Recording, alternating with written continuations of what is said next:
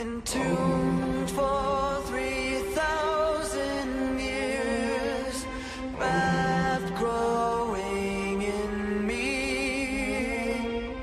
I have lived an eternity, suspended in darkness. Release me.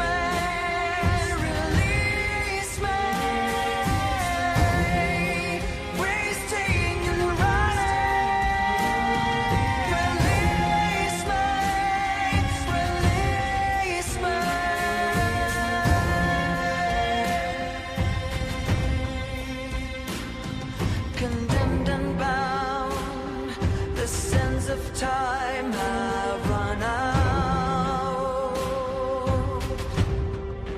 Curse fills the room, curiously open my tomb. Rising from the cradle of death, my sentence has come to an end. Release me, release me, wasting and running. Release me, release me.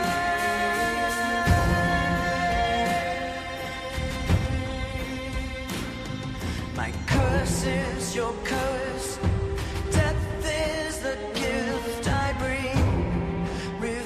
In my hands, I feel no remorse. This is the mummy's curse.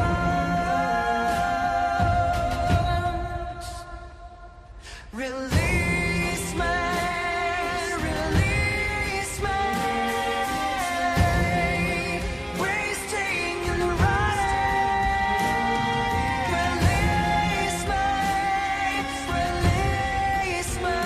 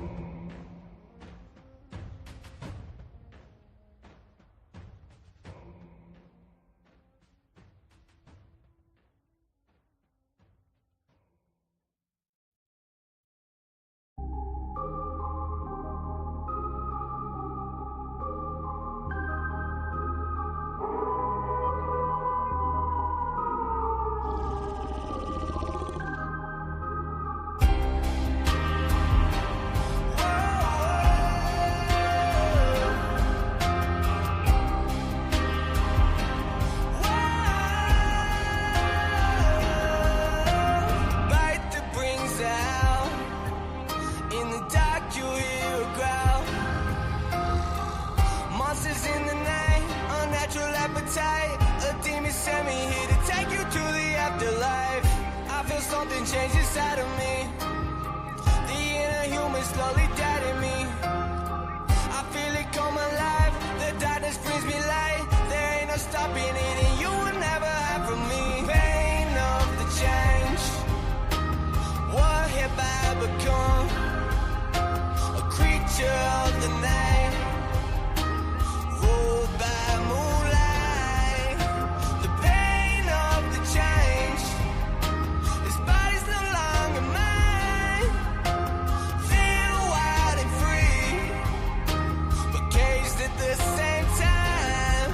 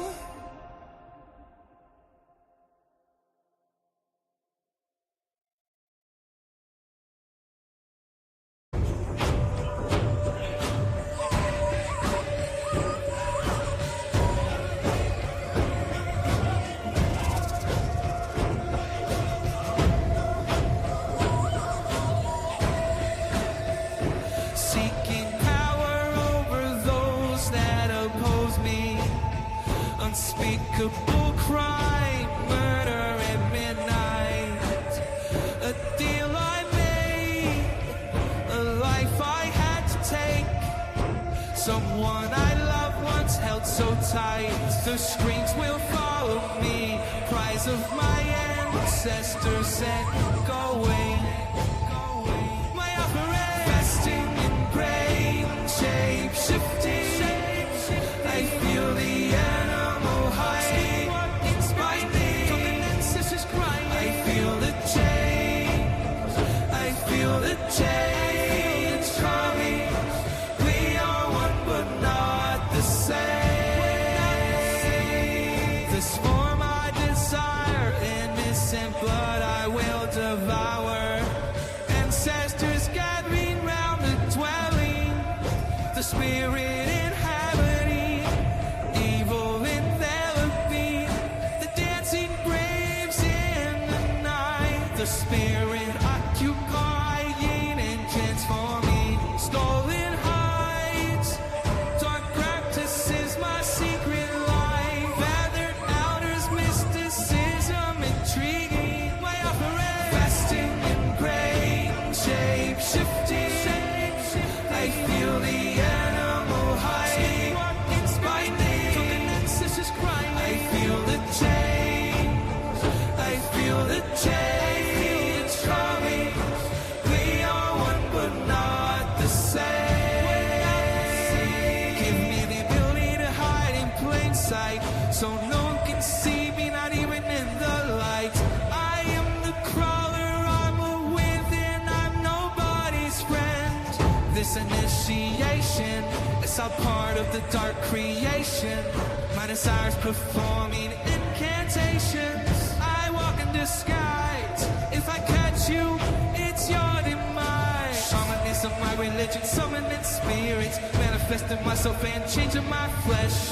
A nightmare to behold. I'ma make you part of the fold. The skin of a man, the soul of a predator. The change is complete. This thing I become, my flesh has succumbed. My operate, fasting in brain, shape shifting. I feel the animal hiding by me. Talking ancestors crying. I feel the change. I feel the change coming.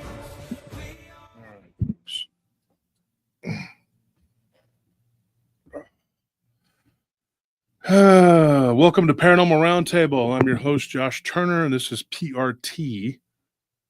And pretty righteous time. That's what's going on. So tonight, there's a lot of different directions we can go in. We have so much going on, and I don't know if you missed it. Last night I was on Random Files. Random Files is Nellie's channel. She's not been able to do a whole lot with it, honestly, because she's been doing a lot of work for Paranormal Roundtable, but she has her own projects and she wants to get it done. And so I'm going to start dropping my shorts over there. My shorts. I'm going to drop my shorts. I'm going to go over there and be like, well, there you go. See ya. And then that's it. That's how it works. It's going to go over there and get butt naked. No, it's not going to happen. What is going to happen, though, is I'm going to go over there and I'm going to bring, can you give me an 18? Because I dropped mine outside and it spewed everywhere. So T-Mac is like, what did I walk into? Did I walk into something weird? Yes, you did. Absolutely. Completely weird. But I got a special surprise for you. Thank you, Tony. Appreciate it. And Tony showed up just in time for us to start the show. God, there's so much going on. Okay, so last night I talked about some weird stuff that happened, and it was like people's work, or it was our work, and then but something happened to us when I think I might have said it on this show already, but I talked about it again on the Random Files. So go over there and check it out, and if you can't find it, it's under live. Like it's not just on there on the videos. You got to go to live. And it'll be on there. Just look up Random Files. If somebody could post a link to that, and then you can check that out after the show or later, because believe it or not, after the show tonight, I'm going to be on with Clyde Lewis. And the name of his show tonight is called The Boy That Cried Direwolf. So we need to post a link to that. I think you have the link. Did I send it to you, Anthony? Yeah. Okay, and you can post that in the chat. and make sure that people can go and check that out tonight. So I'll be on with Clyde Lewis, which his show is Ground Zero. I used to listen to Clyde Lewis when I had time to scratch my head. I don't have much time anymore to do that. I don't listen to that or Coast to Coast anymore because I just don't have the time. But I used to love to listen to both of those when I could. And then last night, I wasn't in one spot. I had to work 3 different assignments. So when things are slow, you let people go on vacation overseas. What's funny? Nothing. When you let people go on vacation, then you end up, they call you, there's nobody to work. You have to go do it. So you end up working for 2 reasons. And like having to sit post. Working is all the time working, but I mean having to sit post for 12 hours. I started out last night at working a hotel, then I did the patrol, and then I went and finished up a site. So I was out all night. And so while I was on one of the sites, it was a little bit slow. So I decided to go ahead and just do a live. So we did a little bit of a live on Paranormal Roundtable, but I told everybody to go to Random Files and meet us over there. And maybe a third of the people did. The rest of them just tuned out. They didn't. I don't understand that. I don't understand why that is. It's not very hard to switch channels, man. Just go, hey, obviously he's going to be telling his encounters. Yeah. So then you end up, you go to the other channel. It's not hard. It's not hard. But a lot of people didn't go, but we still got like 80 people in there. I think max was like 80 something. Wasn't bad, but I mean, for an impromptu live on another channel, in the middle of the night on a Tuesday night, I don't think it was too bad of a crowd. No, actually it was pretty good. Yeah. And we talked about serial killers, which I guess we're not supposed to say that because it triggers people. Like, I don't understand this kind of reality that we're living in, but it triggers people. So you're supposed to say not serial unalivers, but cereal, like you're supposed to say Kellogg's or something, waffle or something. I can't. I'm sorry. It's just too much. It's too much. The whole thing is too much. Captain Crunch fans. Yeah, let me move you over to Anthony for a minute here. I'm just getting some stuff set up on my end too.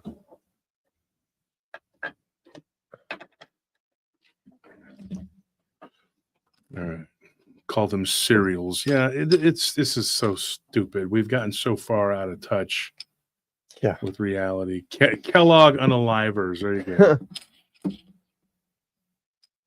So I guess notice that some people couldn't join the live last night, I guess because of the settings. But why did some get in and some couldn't? I don't understand. I don't know. I mean, I know that Tony was saying whenever he tried that it would start playing some other video or something whenever he'd click on the link. So I don't know, but I mean, if you just searched it in YouTube, it should come up. Hang on 1 second.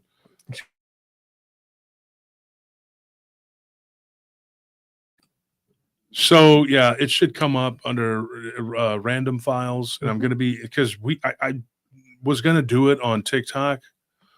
We put our shorts on TikTok. We're going to still put those shorts on there. That's where that's going to be. We're just going to use it for that because I'm not going to go live on TikTok. They want like a bunch of information from me that I'm not willing to give. Yeah. They're not getting my credit card number. You're not getting my picture with my ID. No, thank you. Okay. And if that's, you don't need that to watch, but to do stuff, they want you to have that. And I'm like, I'm not doing that. So we'll upload, but I don't have time to sit there and record and then go upload. And the reason for most of the live stuff is very pragmatic. It's simple. It's easier to just do the live and that's it. Instead of I don't have time to edit everything. And neither does Anthony or Tony or whatever. We're very busy. Yeah. We work jobs and we're very busy. And we're doing a land thing right now that we're trying to get done. And with that, coupled on top of everything else, like we just don't have time, and we are literally we're doing everything we can to keep our head above water and keep the show going. And so we're doing really good with the subs and views and everything. Everything's working. but we're not doing well financially with the, so that's a topic that we're going to be discussing this week about whether we should cut back because we're putting out a massive amount of content and we're not getting a lot of back in return. And we don't know exactly what to do. Should we let these ads just proliferate all, we don't want to put a bunch of ads on our videos. Yeah. So we're trying to figure out the answer, the solution to this, because, when you put in all this time that we're putting into this and the growth it's there, but not, and I can tell you right now, I know how a lot of these channels are growing. I know what they're doing. Mm-hmm. They're just buying the shit and I'm not going to buy it. I absolutely refuse to buy subs, views, or likes or comments. I will not do that. And that's how these other channels that look bigger than they are, but then they do a live stream, they get 100 people in it. So yeah, you tell me how that works. How are you having 325,000 people on your, or whatever it is with some of these channels? It's ridiculous. And there's not just one, there's multiple. And they look like there's this huge juggernaut, but they post something and they'd only get 20 comments or something, like there's not, you could see the math ain't mathing, dude. For their channel that you would expect for what their sub count is showing. Like there's not anyone that's really paying attention to the channel like it should be if they're way and then higher. they go live and there's no, now I can understand some of these channels that they're not really, they don't really go live much. So their fans probably aren't used to that. They're used to a certain schedule or I don't know what they do. I don't watch many of them. I've seen them every now and then. One of them not too long ago, I say not too long. It was probably back in the fall. It was several months ago. One of these big channels, they're not a rival of mine. They're not even in this field. Mm-hmm. But it was a friend of the show, and he sent me a link. He says, check this out. And it was live. And so I went on there, and this guy had like 378,000 people. Yeah. Well, I've seen a channel with like 1 million subscribers. And they had like 104 people in the chat. Well, the one I saw had like barely as many as we do on a Sunday night. Yeah, so, I don't see how that is. To me, the math ain't mathing, man. And so I prefer to do it the legit way, and if it works, it works. If it doesn't, it doesn't. I believe that we're going to get to where we need to be organically. Oh, I mean, if you don't, what's it count for, really? I mean, I would have a hard time trusting even like these marketing agencies whose job it is to give your channel exposure, because you don't know. Because you don't know if they're buying them or what, and then they're just charging you for their that would be an ezy way for them to make money. To be like, hey, let us market your channel. Unfortunately, that is happening. I've heard of that too. In fact, there was a friend of ours, I'm not going to mention, he had to unscrew his channel because they threw the algorithms way off. He paid somebody, and that's what they did. They just went in there and go, okay, and they bot farmed it. And then he was just like, dude, he was on another show. He's not in this field, but he's a friend of ours, and he was so angry at what they did. They destroyed, and then YouTube took his channel down after a couple of years because he couldn't get the algorithms back right. I believe him when he says he didn't do it. Somebody else did it, and he took the heat for it. I would warn against that, because at some point they may decide to sweep through, and your channel could get clipped and thrown out. And now I know there's people that are going around trying to say that we're doing that. Absolutely not doing that. We got a couple bumps recently, and it was the vampire episode we dropped, the Nephilim. That one, you see how many views that one got? Yeah, as opposed to the other episodes. Yeah. And it's a good thing that I listened to you on the title of that one. Some of the titles I don't agree with. I think that, we disagreed on one recently and we changed it and I was right. Yeah. But on that one, you were right. But I wasn't questioning it. I was just asking what you thought we should do. And you said, let's do this. And that's what worked. Yeah. And then we got a huge bump from L.A. Marzulli. And then tonight will be me being on Clyde Lewis. So the haters out there got to go hurry up and figure out how they're going to try to do something and derail it.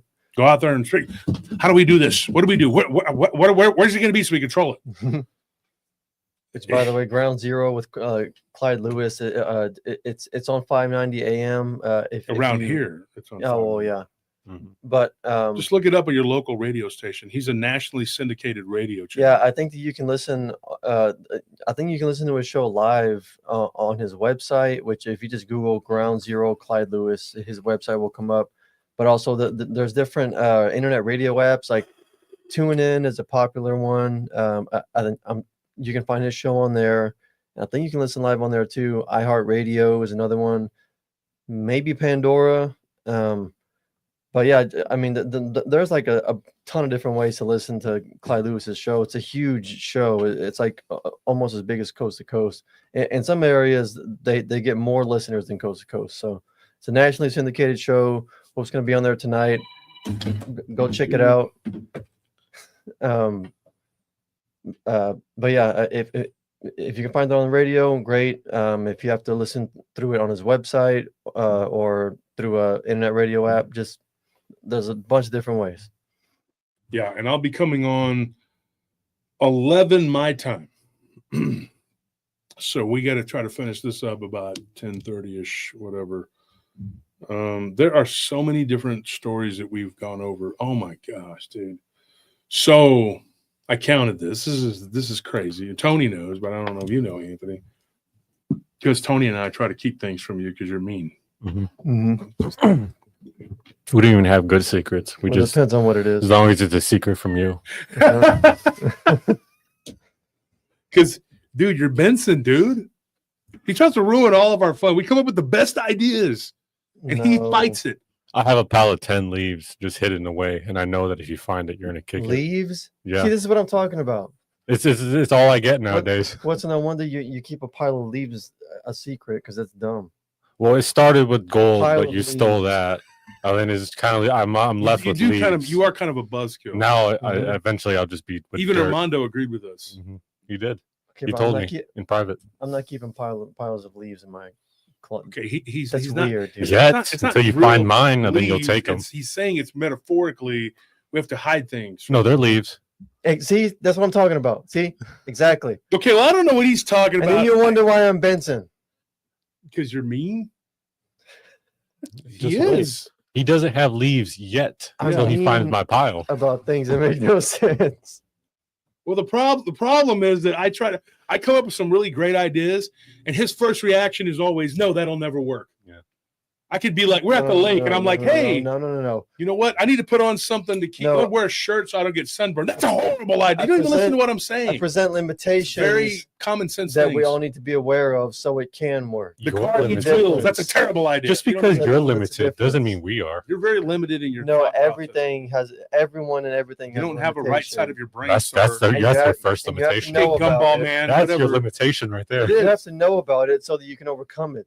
This is like simple stuff. If you ignore it and overcome it naturally, you know what? You don't believe it. There is one. Oh yeah. No, the worst part is that people think I'm the mean one. They think that I'm the one that like whipstick, Well, they think that you're the mean one because like they're used to like, oh, if he raises his voice, he's a big fat meanie head. But like I don't do that for the most part. I'm what? Yeah. No. Hang on. Like what I'm saying is like. You sit on a throne of lies. You're like a louder person, but like you're not like you're a more caring, passionate person, which is why you get like loud. I'm a little bit colder, but they think like, oh, because he's not as like loud, and he's the nice one. Look at the comment that was made by somebody that I now respect a lot more. Who? You're all grounded. Go to your rooms, dude. You read the comment I posted. Oh, Wolf is too soft, in my opinion. See, no, I was reading Anthony's even shaped like Benson, but that's just me. Like an olive. Well, he's gotten someone who's strong though. Mm-hmm. Like if you work out with this guy, you are shocked how strong definitely. He is. Yeah, I've seen bigger guys, and they'll look at Anthony, and they'll be like, "How the heck is he lifting all that weight?" Folks, it's consistency. I trained him, and then he became mean. I don't know what happened. I tried to make you be good and there'd be a happy medium there, but you I use telepathy for telekinesis for lifting. Yeah. So you're Ed Lee Scallion. But I have like really, That's what you're doing? I have really weak telekinesis, so I can only lift part of the weight with my mind, and the rest I have to use my body. And folks, we're just killing the time here until we can get 300 in here. Then we'll start cracking them. Yeah. But it is true though. Anthony is quite evil. I mean, Before we start, I'm not gonna say evil. fielding those That's not the comments, right "Rage word. story We're not. He's not evil. He's Anthony is a monotone verbal assassin. he's maniacal. I am pretty monotone. I got to work on that. Nothing I don't like even about you, realize I will it, say dude. this. I'm going to give you a compliment. Say what you got to say, and I'll give you a compliment. I would just I'm just laughing at the comments. Anthony gives off used car salesman Salesman. vibes. Maybe Anthony- he's just branded in my head that way ever since I saw the outfit he had on the seventh Clay Yes. live stream. he's not evil. He's lawful good Lawful good. in But D&D terms. he can be very orderly. Lawful good. Yes. Okay. So if you go into Tony's room, it's not a mess, No. but it you got all this eclectic. I like Tony's room, like the way it's set up. It's cool. He's Yeah, got- it's cool. He's got cool stuff in his room. Like he Scorpion's gets got a lot of creative with cool his stuff that's not put up. Mhm.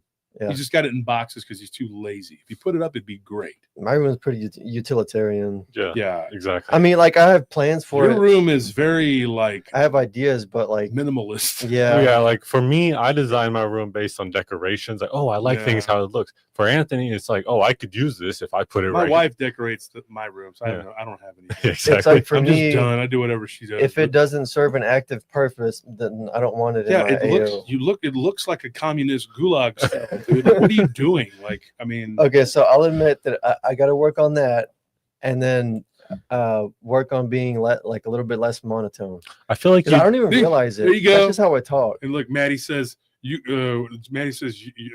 where's it at? Plot twist. Anthony's a robot. Yes, exactly. you would be kicked out of the military for being too militaristic.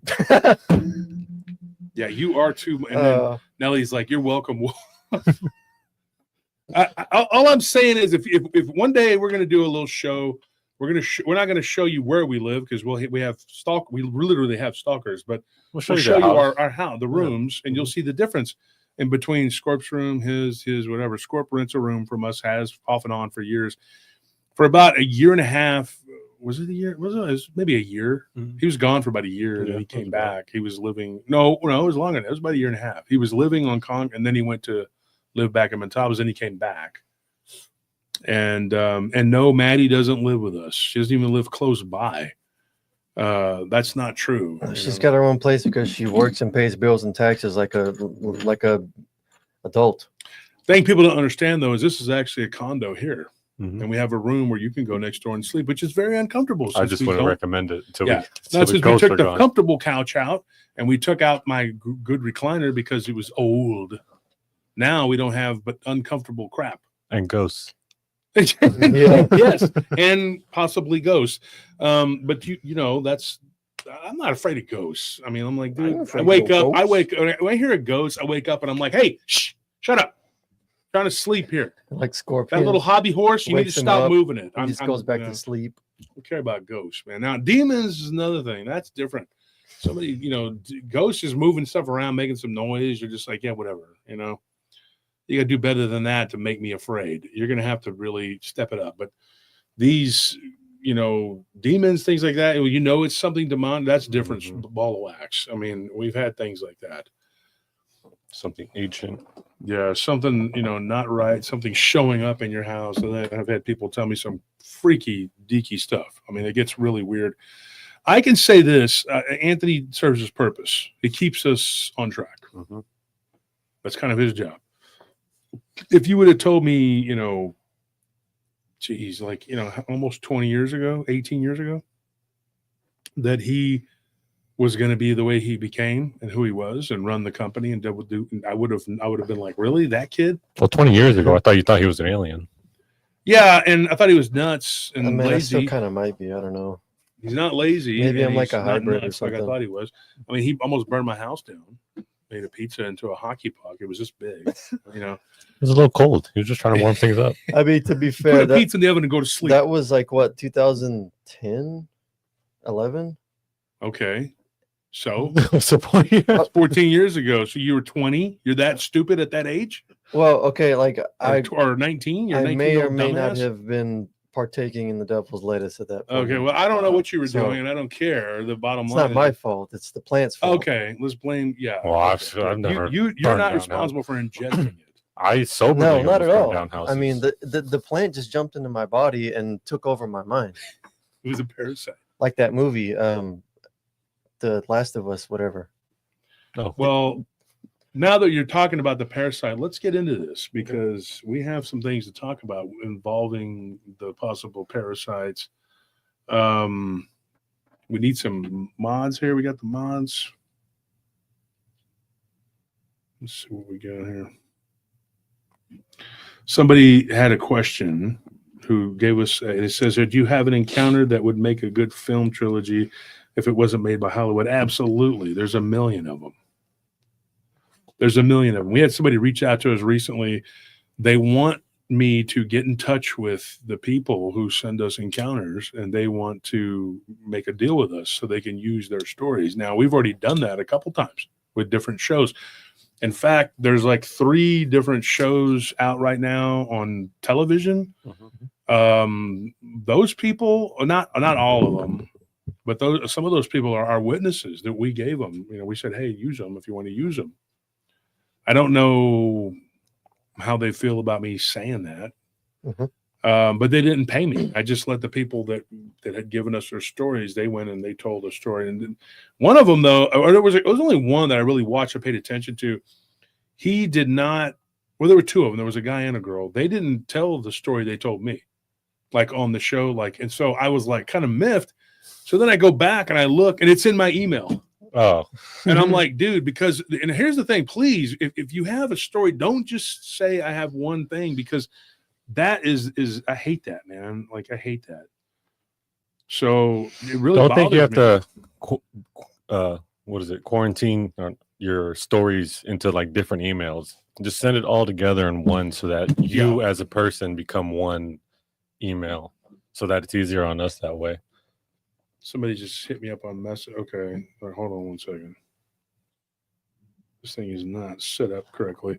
Somebody just asked a question. They, what does SPQR mean? Do you want to answer? Or do you want me to?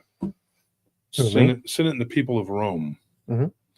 It's actually Senatus Populesque Romanus.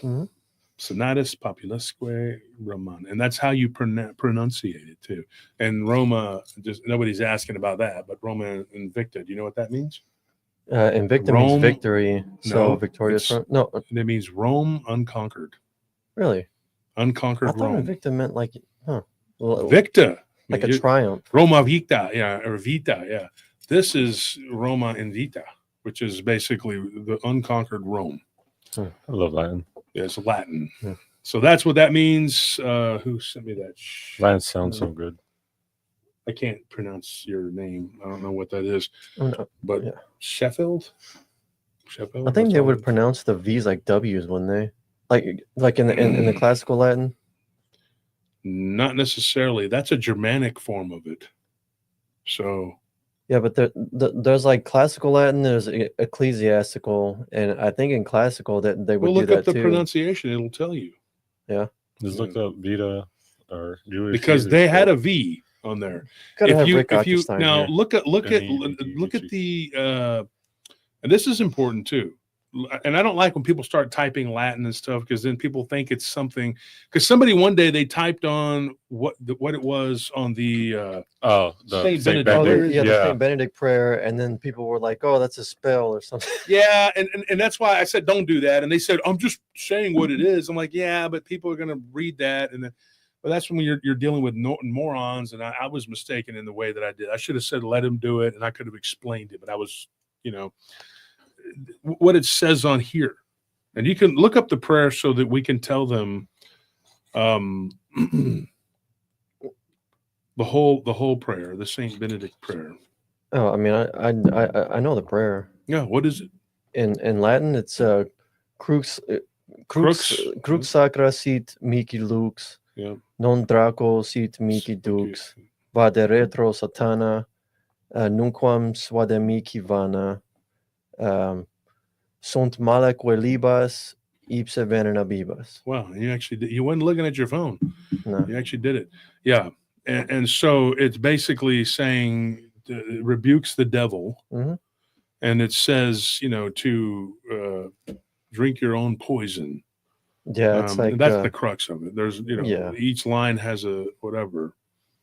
But that's, and somebody had posted it. And the reason that I said, don't do that is because, like I said, they're going to start going, they're casting spells. And at that time, there were idiots, not so much now, but there were idiots who were listening to these morons saying that I was using my hands to make spells. And, they'd say that I'm making gang signs, but they thought it could get me killed by somebody. But, it's whatever. Who cares? The bottom line is that's what that is.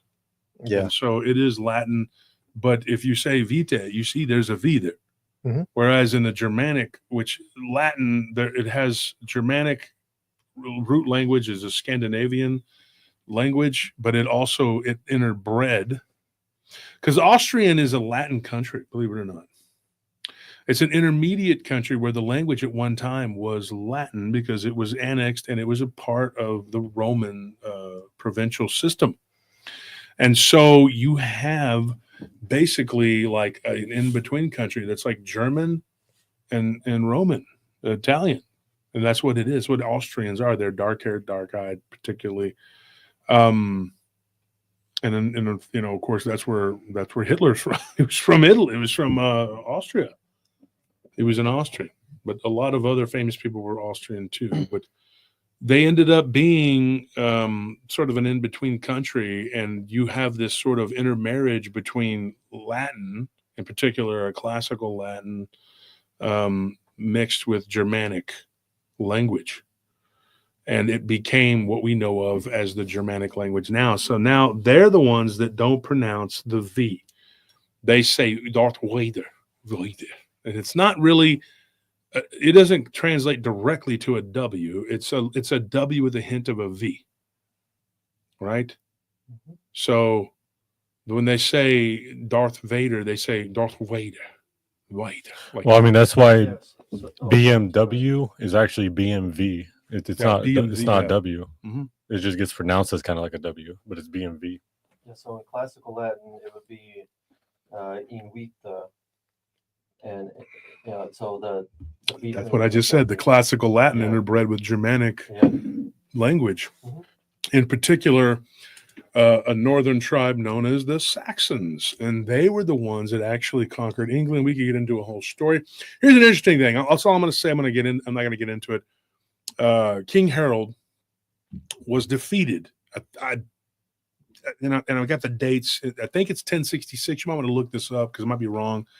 He was defeated by an English army of Saxons who were 2 weeks later, they were defeated and annihilated by William the Conqueror, who is Norman, French, but they were basically Norwegians that settled in that region. They were Viking. They interbred with the French.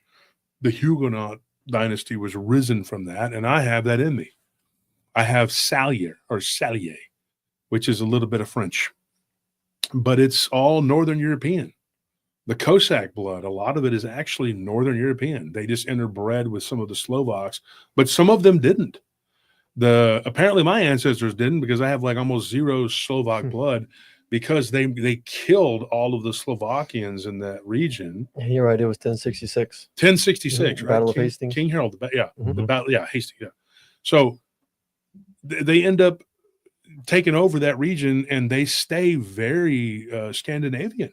So when my dad, I wish he wouldn't have done it, but he actually called me today, and we talked for a little bit. That was cool. But he did the test, and he's almost like 88% Northern European. Oh yeah, the DNA test. That's almost all the way Northern European. Mm-hmm. Mm-hmm. And my mother it's very easy, right?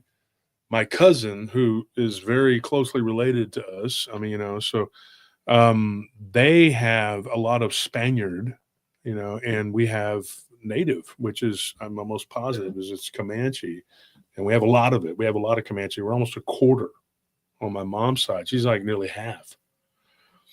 My mom's mother This is weird to find out, but my mom's mother, we thought it was Yaqui on my mom's dad's side, but it's not. It's mostly Spanish and Native American.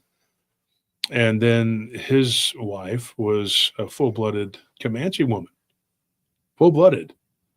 And she, in fact, her I've said this before, her Spanish was kind of broken, you know. She was marched onto the reservation when she was a child, and she was so malnourished they thought that she was like 3, so they were guesstimating their year. They would say, how many winters and summers have you had? She said 7. She was 7. She knew how old she was, but they put down that she was 3. So we looked at how old she more than likely would have been. She was 101 when she died. Yeah. So she would have been 108 years old, or no, 105 years old. Can you imagine living to be 105? I mean, holy crap. She did not eat processed food. Yeah. She had a very healthy diet. Like, she was just, you know, and so when they first went on the reservation, a lot of the Comanches died because they refused to eat all this plants and grains and stuff. That wasn't in their diet. They ate cactus on occasion. They ate fruits that they could scavenge and berries, things like that, but they ate buffalo and antelope. And that was pretty much it. And they were very hardy people. And so most people nowadays are just like, I'm Cherokee. I'm Cherokee. I'm Cherokee. You must be like 8 billion Cherokee out there. I don't have an ounce of Cherokee blood in me, as far as I know. And it's like one of the only tribes they know, and it's only because of Jeep. Yeah. They're like, I'm a Cherokee. I'm a Cherokee. And then some of them have cards that say they're Cherokee, and they're like, you know, a quarter of a percent. I mean, literally, there's people with 6% running around claiming that. And in Oklahoma, you get away with it, apparently. Yeah. Down here, you don't. They're like, no, they don't give a damn. You can't even be a quarter and get. You have to go to the reservation to get that card, and you have to be able to take a test, prove it, whatever. And they've made it less strenuous now. So some people were telling me that I might be able to get benefits from that. I don't know, but there's barely any Comanche left. I think there's less than 1,200 full-blooded Comanche left in the world. They're almost gone. They're almost gone. So, you know, somebody asked me the other day, are you proud to be a Comanche? I'm like, no. I mean, like, yeah. I mean, yes. I don't know. I don't go around telling people I'm Native. I mean, it's not a part of your life, so it's not something you think about. You know, it's not like something you deal with. I also found out that 72% of Hispanic individuals, 78% of Hispanic heritage people that there was a study they did, and it was 78% have Native blood. Yeah, and the people in like West Texas and in New Mexico, the Hispanic people there are almost always Native. They have Native blood mixed in. Mm-hmm. And it's North American and you know, then from Mexico. But it's all Native blood, people that have been here for hundreds of generations. I mean, it's just it goes way back. And Scorpion, we know you're part Navajo, but anyways, what we're talking about tonight, though. So we had an encounter that we got from a guy from Slovakia, and it was we're not going to tell that one tonight, but we were really excited about it. And when I got thrown the curveball that I was going to be going on Clyde Lewis's show tonight, I decided, well, I can get ready for that, or I can do this. I can't do both because I didn't have enough time, and I had work crawling up my back. So I couldn't, there's not much I could do. I had to make a decision. So I didn't get to flesh that one out. So we'll do that one on Sunday maybe, or for the podcast next week. We do have some Dogman stuff that we're going to do. We haven't done a whole, and tonight, it was funny because tonight we had planned on doing a Dogman one way or the other. And then I get the message from my friend, hey, do you want to go on Clyde Lewis's show tonight? He's talking about the direwolf, and he wants somebody to come on and talk about it. And I know about this subject. And I said, okay. And I'm not going to talk a whole lot about it tonight, but I will get into it later on in the week. We can discuss it. A company called Colossal Labs created this and brought it back. And that's what we're going to talk about on Clyde Mhm. Lewis's show. So he's Make going to sure you get tune real in, deep guys. into it. So really, I don't really feel the need to go too far into it. And, really, you can just go Yeah. watch that episode with me on there and you'll see it. Mhm. So we have so much we got to do and talk about. We can't just focus on that. But what we got right now, so I was talking to a guy last night, and this goes back to what I said on the random files last night. So you really got to go back and watch the random files. You'll know what's going on. So I was telling Anthony last night, I was like, how the craft, we were talking about the triangular craft that we were getting into last night. We talked about serial killers, Zombie Road, the tall grinning man, which is creepy as hell, right? Just go back and listen to Aliens and get this. We were talking last night, if this wasn't weird enough, alien serial killers. Yeah. And you're going to go like, those guys crazy. Tell me more. What else is new? That's what I do. I'm watching something. I'm like, this person, what you talking about now? And then that's what happens. That's the first time I drank bottled water. I'm like, bottled water? That'll never catch on. Sliced bread. Yeah. Guess I'll be drinking some here. Oh yeah, this is good. It's water that's been bottled. Yeah, it's going to give you all that plastic that you need to live and not live. Oh, the Can't wheel, believe- huh? Back in my day, we just dragged things everywhere like a man. Yeah, we had those sleds. Yeah. It worked out real well. We don't need wheels. That's why we had women folk. I don't can't never- believe I could this isn't drag butter. sleds around. Them wheels are a flash in the pan. They ain't gonna go nowhere. Shade Viking says like the rake show last night. When did we do a rake show last night? What's he talking about? What are you talking about? What are you talking about, Shade? What you talking about? Probably Willis? Oh, he's talking about the podcast episode. podcast episode. Was it? Oh, okay. Because we did Yeah. the podcast episode. Yeah, because we I'm did. sitting there going like, and then I did the No. random files Yeah. later Yeah. on. Okay. Yeah. I was harangued into it. I was sitting there with my wife, and she was like, you could do a show on the random files, and I'm like, I could. She's like, Yep. Mm-hmm. yeah, well, I'm about to get Anyway. mad. I'm like, oh, okay, you know what? Let's do this because I love the what's it Oh, called? like right now? Like right now? Oh, okay. I love those files of randomness. Let's I was do that. thinking Hey, later. we'll do whatever you want later, but I should probably go live on the random files now. So no, we went and we got somebody says you look bored. I'm not bored. Quit it. That's the random files. I'm assuming that's the sleuth that we know of. No, she was talking about last night. as Nelly. I didn't look bored. I'm never bored doing this stuff, man. What you talking about? She's man? talking about before the show, before you did the show. Oh, because I was about to say I never fail. I stand too tall. I'm just a thug mother effer who was born to brawl. Yeah, I'm just kidding, man. So when these haters want to bring it to me, I'm gonna do my show and lay their ass down. G. Word. That's what happens under pressure. I thrive under pressure, man. Under pressure. My coach in baseball used to call me clutch because I always got the hit when you needed it. Not one time did I get up there and strike out when we needed it. I struck out when it didn't matter. But when we needed it, I did not strike out. I was not a guy that went up there and, oh, man, either got to walk or I got to hit.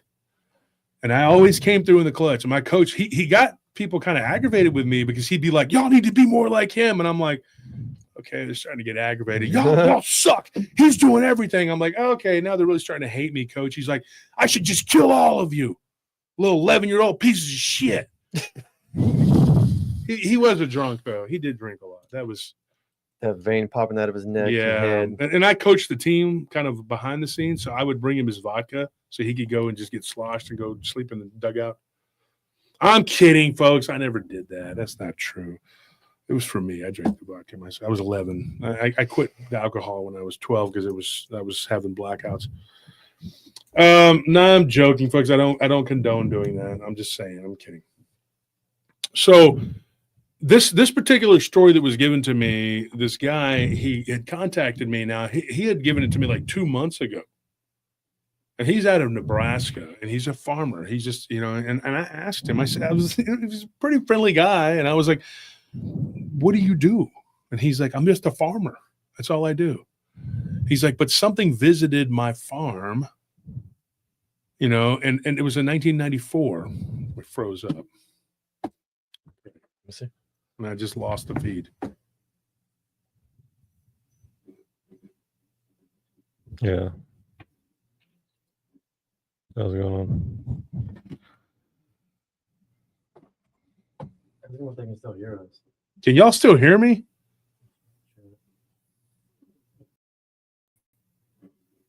It's saying they can hear us, but it froze. Okay. Well, I guess it's a podcast episode tonight, guys. Okay, so we're gonna work on getting this fixed. Is it a camera issue? So just bear with us for a second. Hang on.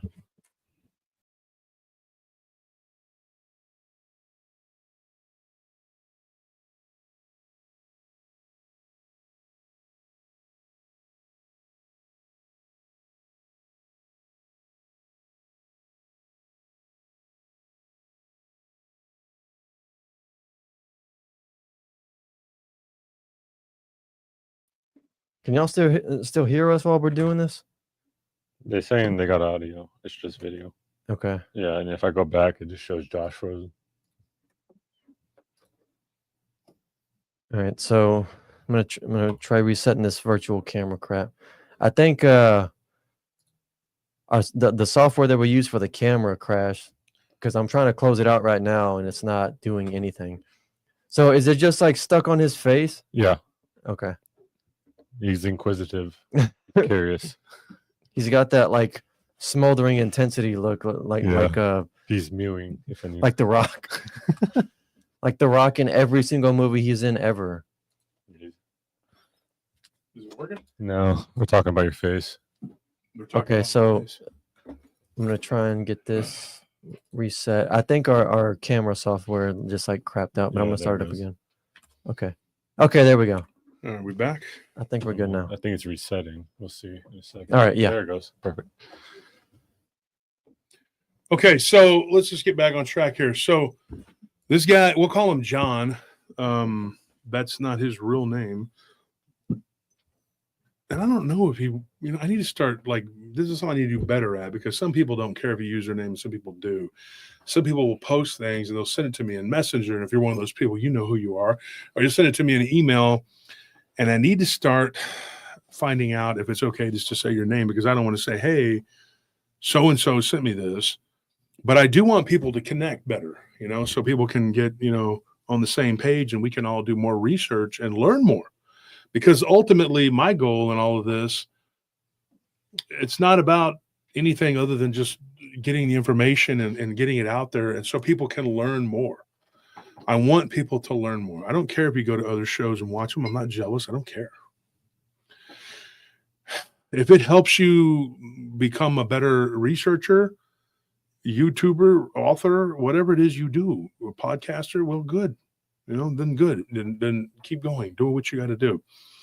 I am like one of those people who I started this. I realize now you do need money to do this because you can't do it as many nights a week as you do because these guys got to be off work. I got to be off work. And right now we have to work because we are not doing super good financially with our business. It's kind of slow.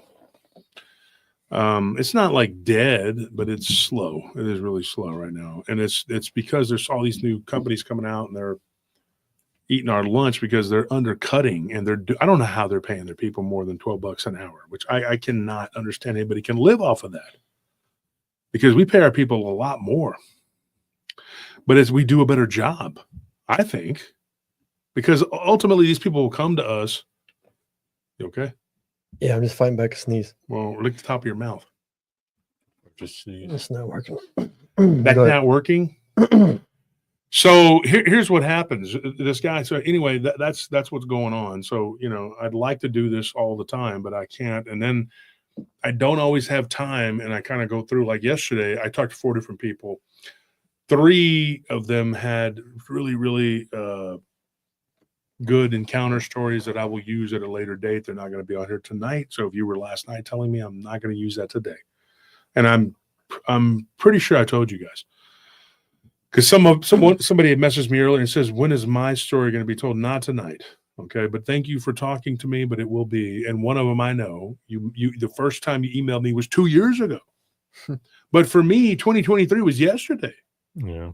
I mean, for a lot of people, it feels like it was just yesterday. Yeah. Well, this guy Time said, flies. this is what John told me. He says, look, and I made a joke because he was on a tractor. I said, oh, so I'll call you John Deere.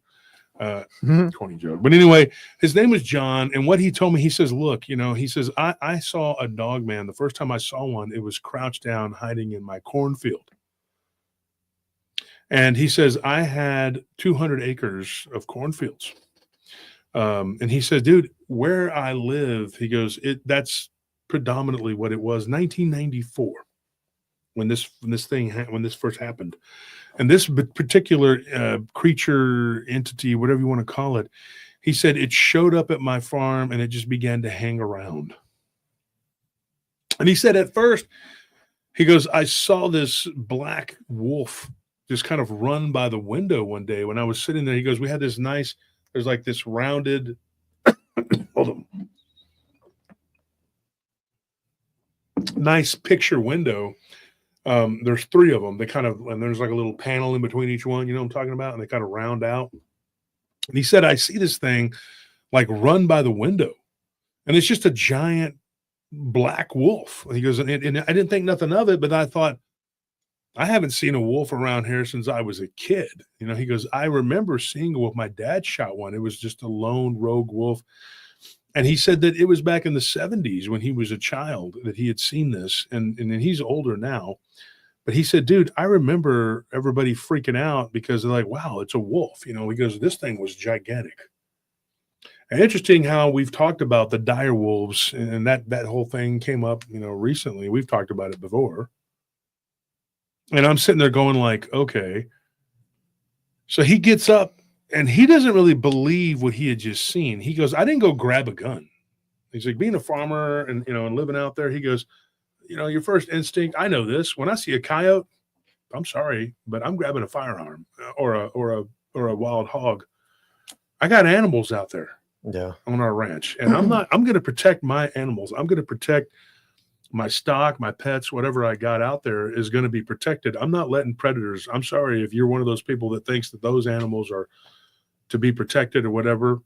I've seen a couple people domesticate these. I have a domesticated pig, but his relatives are not necessarily my friends.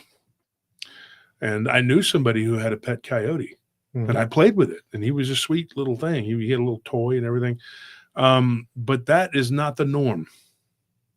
That is not the norm for these things. And so, and the coyote's name was Chloe, right? So anyway, she was sweet. She was a nice, and she had puppies. She had little babies or whatever. And they ended up being domesticated, but that's not, like I said, that's not the standard. You're going to see a weasel and go, oh, you know what? Go ahead and go into my hen house. I don't mind because I have ferrets and y'all are cool. No, you're not, because you're going to kill my chickens and eat their eggs. Yeah. That's not going to happen. I'm not going to let that happen. Okay. So it's an eternal struggle between people who have animals that are domesticated and these wild animals. For the most part, I love wild animals, and I hate when people abuse animals or they debase them. If you're going to eat the animal, do what you got to do and consume it, but don't debase it. Why? What is the purpose in that? And people do that. Their life doesn't have to be absolute misery up until the point of slaughter. That's ridiculous. And it makes me sick that people are that way, but they do that. And in fact, I think some of these people get jobs, But this guy, me and him got this whole conversation about farming and ranching, and he had some farm animals around, and he was worried, but he was like, he didn't believe what he just saw.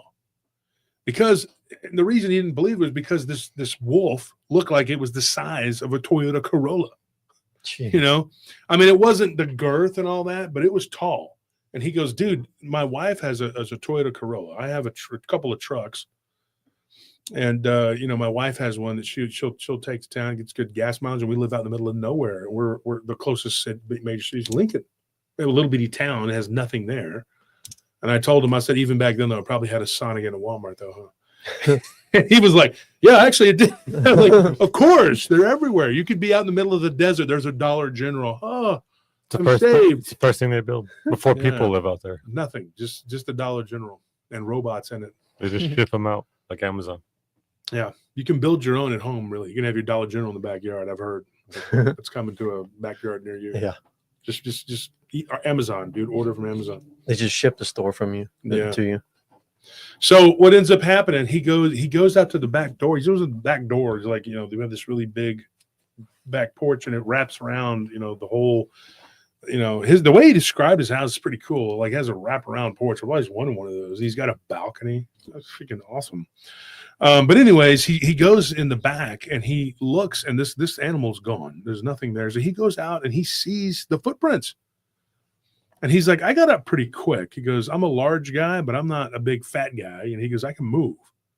He goes, and I got up and I was like out the door real quick. And that animal, there's just open field right there. And the field was plowed at that time. Right. He was like, there's no way that animal, it was like, like there's no way it could have gone. No way. And he's like, I'm looking, but I see a couple footprints, in the dirt. And I'm like, this is crazy. We're very large. 1994. And he ended up taking pictures ultimately of this creature and then the footprints. And he doesn't know where they're at because this is 1994. So I don't fault him for not hanging on to them. I lost pictures of what looked like little goblin-like creatures or something and an orb from a job site I did back in 2006 because I had it in an email that I can't get into. So anyways, this guy, he goes out there, he looks, he doesn't find anything. So he says the next day, him and his oldest son, he's got 3 sons, and they're just 3 boys. His oldest son, who was 14 at that time, he went out there with him, to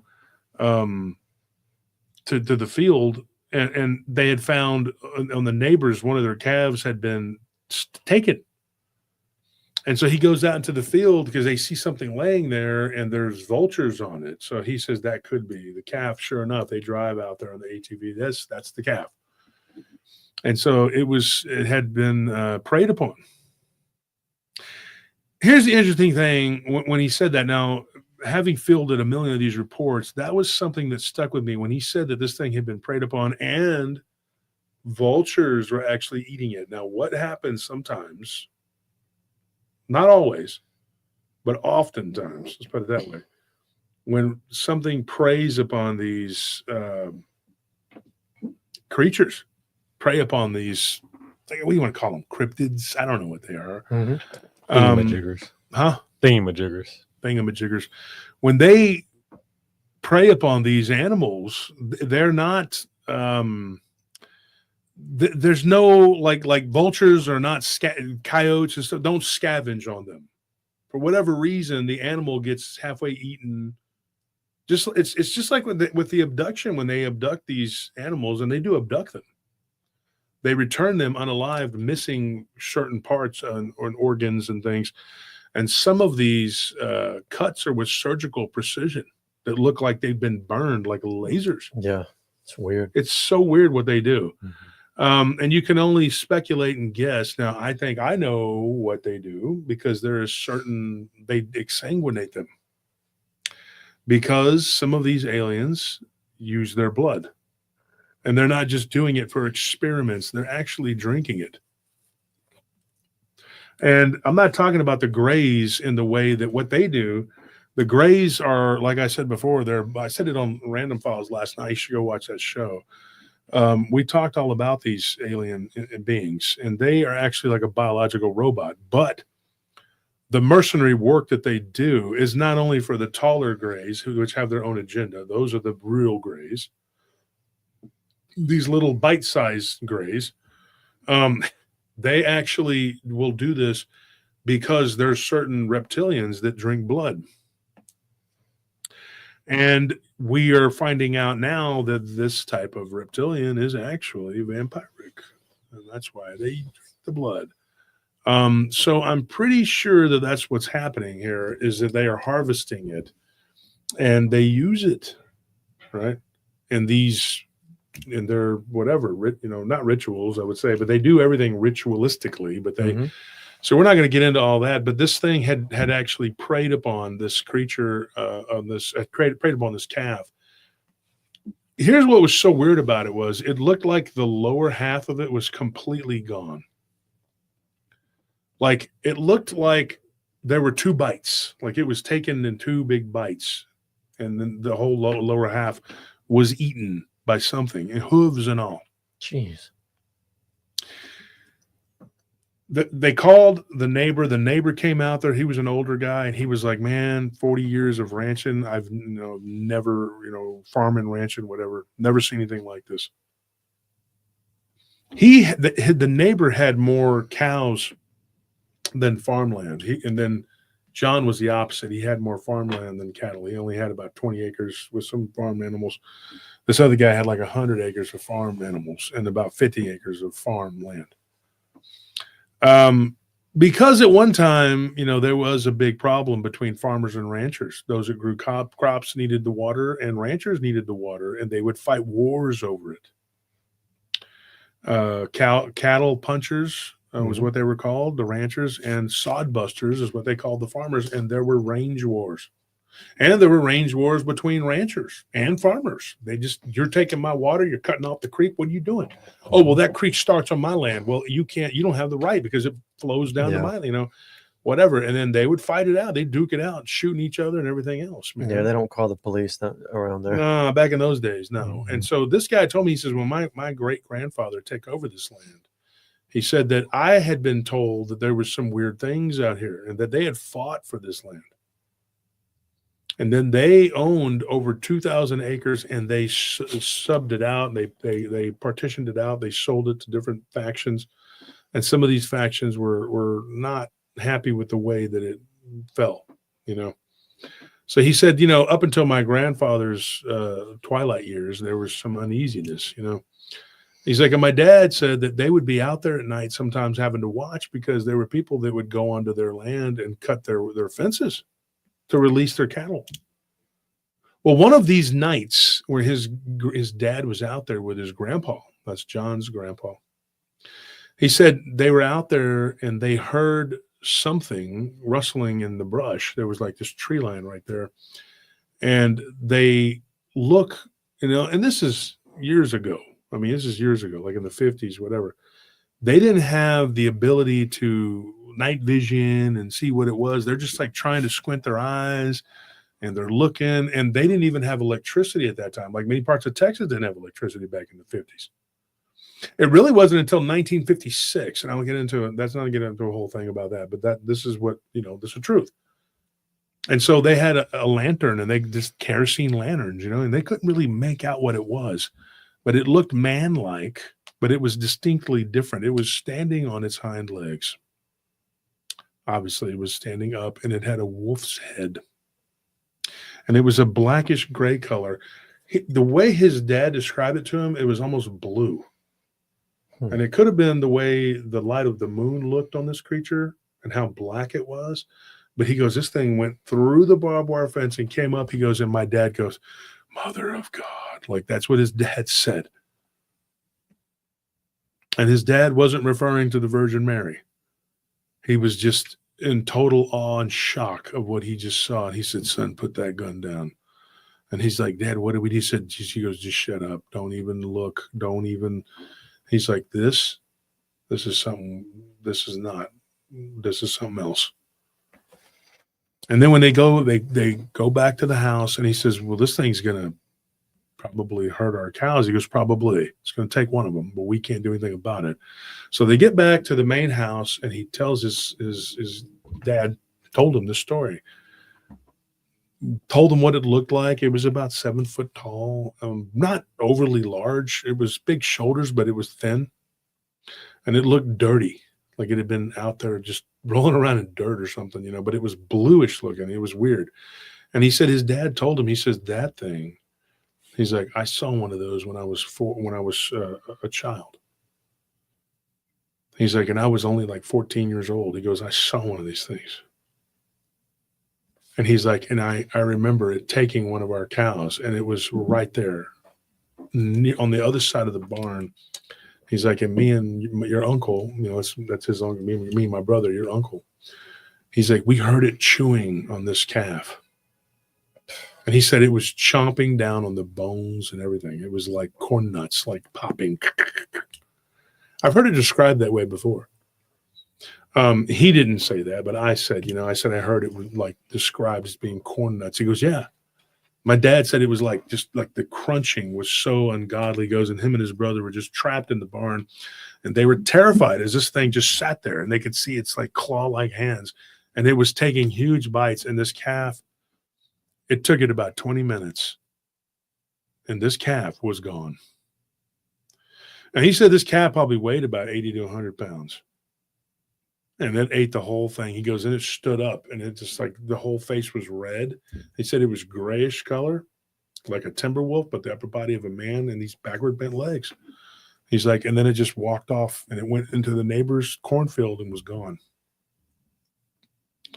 He said it was right there on the, he said, so the next day they go out there, this thing took down one of their steer that they were getting ready to take to auction. And it it totally ate the whole thing, but the head and the horns. And so there was some of the bone left on the spinal cord, and it chewed up everything. And so his dad went out there, and he was like, man, this is, so he lived his life up until this point, up until 1994. He goes, I had never seen hide nor hair of any of this stuff. All I had to go on was what my dad and my grandpa told me. And then one day he goes, I'm just sitting there. He goes, and I'm watching football, watching a football game. And something runs by the window. And I'm like, what is that? And it was in 1994. He goes, and I got up and I went, to go look. Doesn't see anything. He knew that there had to be something physical there because he saw a paw print. Now, a couple days later, he's feeding some of the animal, the chicken. He was with his son. He was feeding the chickens because he was nervous. That was the middle son's responsibility. The little one, he was still too small. But he goes, my middle son, he was 10 years old. He goes, and I had him feeding the chickens. And he goes, and we had a pen with some hogs in there, and she had just given birth with this sow, and she was real tame. He says she was a really sweet animal, but she was a little testy when she had piglets. And she had a big old litter.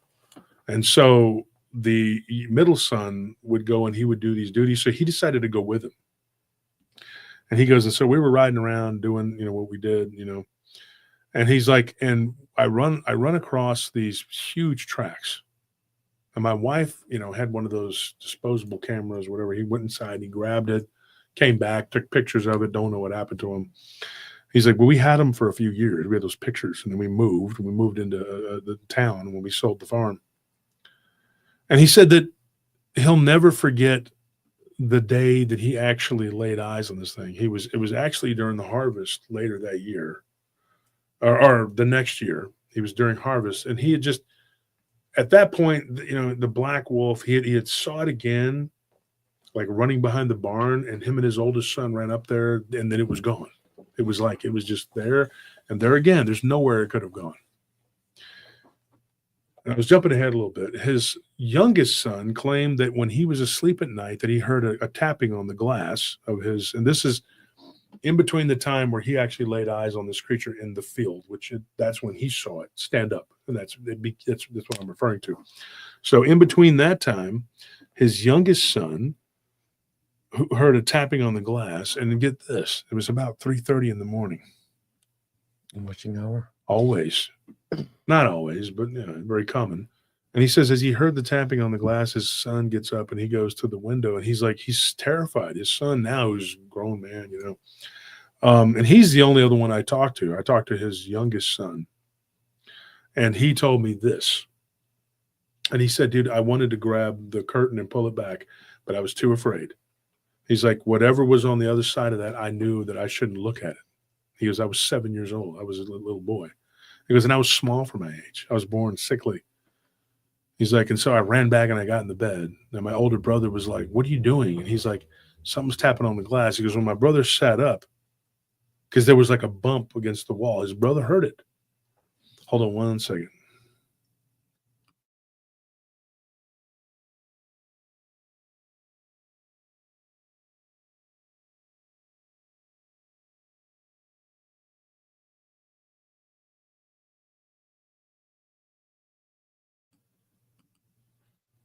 So the tapping on the glass. And he goes up to, like, his brother gets up and goes like halfway across the room, and then he goes and jumps back in the bed and makes an excuse and says, "You just go to bed. You're always hearing stuff. There's nothing out there, man. It's probably just the dogs." And they had 4 dogs, and they were very good guard dogs. But for some reason,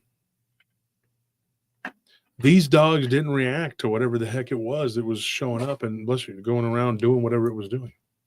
I'm gonna say bless you one more time. You don't get any more. Okay. So don't do it. Well, I get my blessings from God anyway. Well, so. I'm gonna say God bless you, and you don't get any more. That's it. Okay, but it's not up to you, is it? Okay, well, I'm not gonna personally give you any more. You got one more, and that's it. Okay, but you don't have to. According to these books They don't here, come from you. I have about 2 more left for you. What is a as blessing well. from a man worth? According to the stats, you have 2 for him. I have 1. I'm out. You're, I'm almost out. You're out down to 3. Sneezy McGee, you need to chill. Oh, So what happens though? That we're rudely interrupted by his horrible sneezing. you're the one who drew attention to it. Look, see, Maddie said, "Calm down, Benson." That's the good I'm gonna nickname. post that. I like that nickname. Calm for him. down, Benson. Chill, bubblegum head. You're the one not wanting to bless me. So That makes sense. Half God blesses you, not me. You're interrupting the show, man. Stop. So what ends up happening? The story just keeps on going like with this. The knocking on the glass happens night after night after night, and the youngest, he continues to hear it, right? And his name is Jeremiah, but Jeremiah continues to hear it. His middle brother's like, I don't, and he ignored it. And one time he woke up, his middle brother, and he heard it tap, tap, tap. And he's like, oh, it's just a tree. The next day they're outside playing, and he says, he goes, I was always kind of a smart mouth, and my older brothers would beat me up all the time for it. And he grabs a stick, and he goes, you see that window right there? He goes, do you see a tree? And he goes, no. He goes, no, there ain't never been a tree there, and there ain't never going to be a tree there. Why are you saying there was a tree? He goes, I don't know, to shut you up so you'd stop crying about the tapping. His mother's on the porch, and they're getting ready to go to town. And she's like, boys, what are you talking about? And he says, Mama, I done told you and Daddy that there's this tapping on the glass. He goes, and this lughead don't want to listen. And his brother tries to smack him, and, they get into a fight. And it was always some kind of distraction or something. And then the mom says something kind of threw me off. She was like, well, go up in the curtain, see what it is. And he's like, seriously, Mama? He's like, what if it's that big wolf that everybody keeps talking about? And she's like, well, that's over at the neighbors. And the reason she said that was because the neighbors were seeing this thing quite a bit. For whatever reason, they didn't want to comment or talk about their encounters with this thing. Thank you for that donation, Brittany. We greatly appreciate it. We thought everybody hated us at this point. Thank you, Brittany. So anyways, it was this weird, like thing where they were kind of like not really talking about it. They knew it was there. And so then the next night when the tapping on the glass happens, he's waking up every day. He runs over to the glass and he goes, I took a deep breath. He goes, and I was like, 1, 2. He goes, and my dad had this thing where he'd go count to 3. And then at 2, he would do whatever it was. And he said one time, this is horrible. I had this happen to me when I was real little. So I know this is terrible, painful. He dropped a hammer on his toe. Oh, yeah. When he was little, he was playing, it was a mallet. I dropped a hammer on me and I should have been messing with it. I was trying to help my parents and I was just doing stupid. I was just hitting the wall. They were stop, I dropped it on my toe, but he dropped a mallet on his toe and the toenail was like hanging off. So they go to the doctor and his dad says, I'll pull it off because he want the doctor touching him. mm-hmm. So his daddy's like, 1, 2.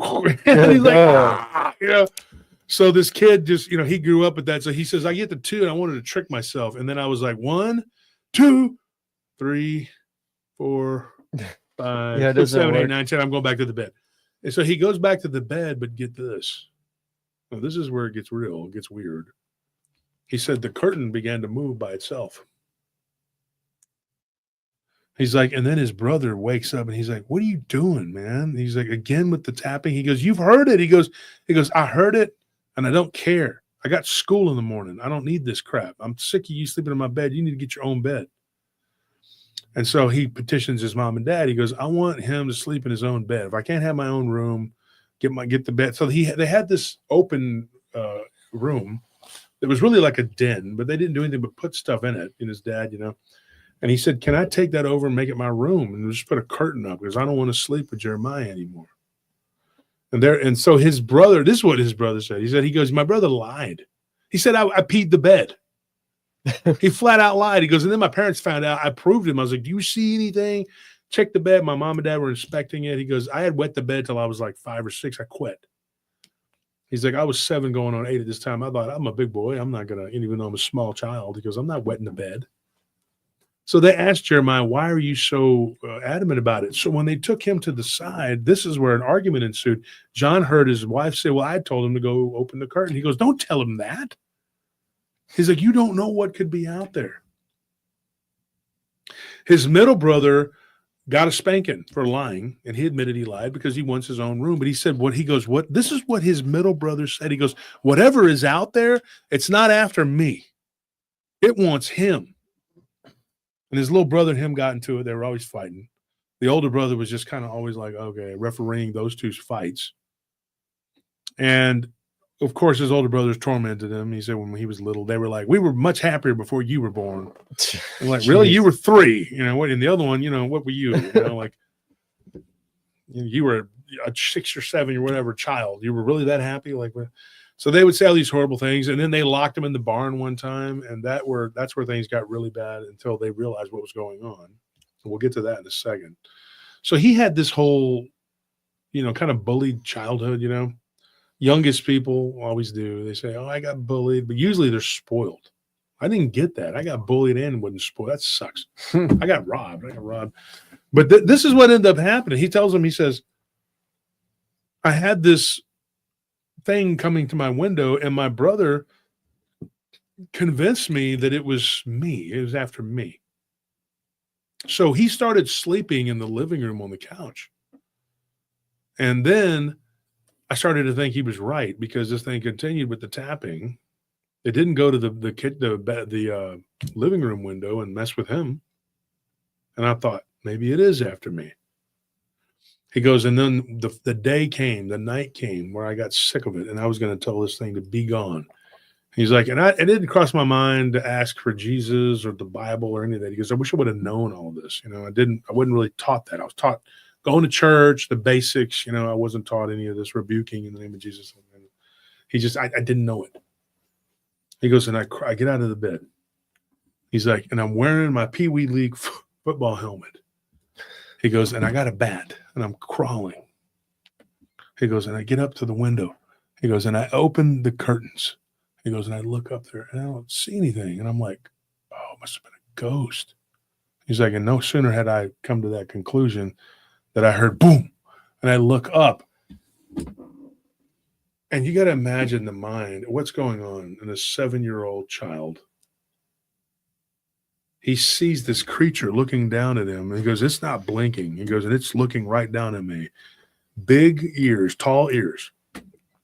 And now this guy, he's still a farmer. He's a country person and admittedly doesn't know a lot about this stuff, has not watched the show until recently. He said, "You ever seen that guy?"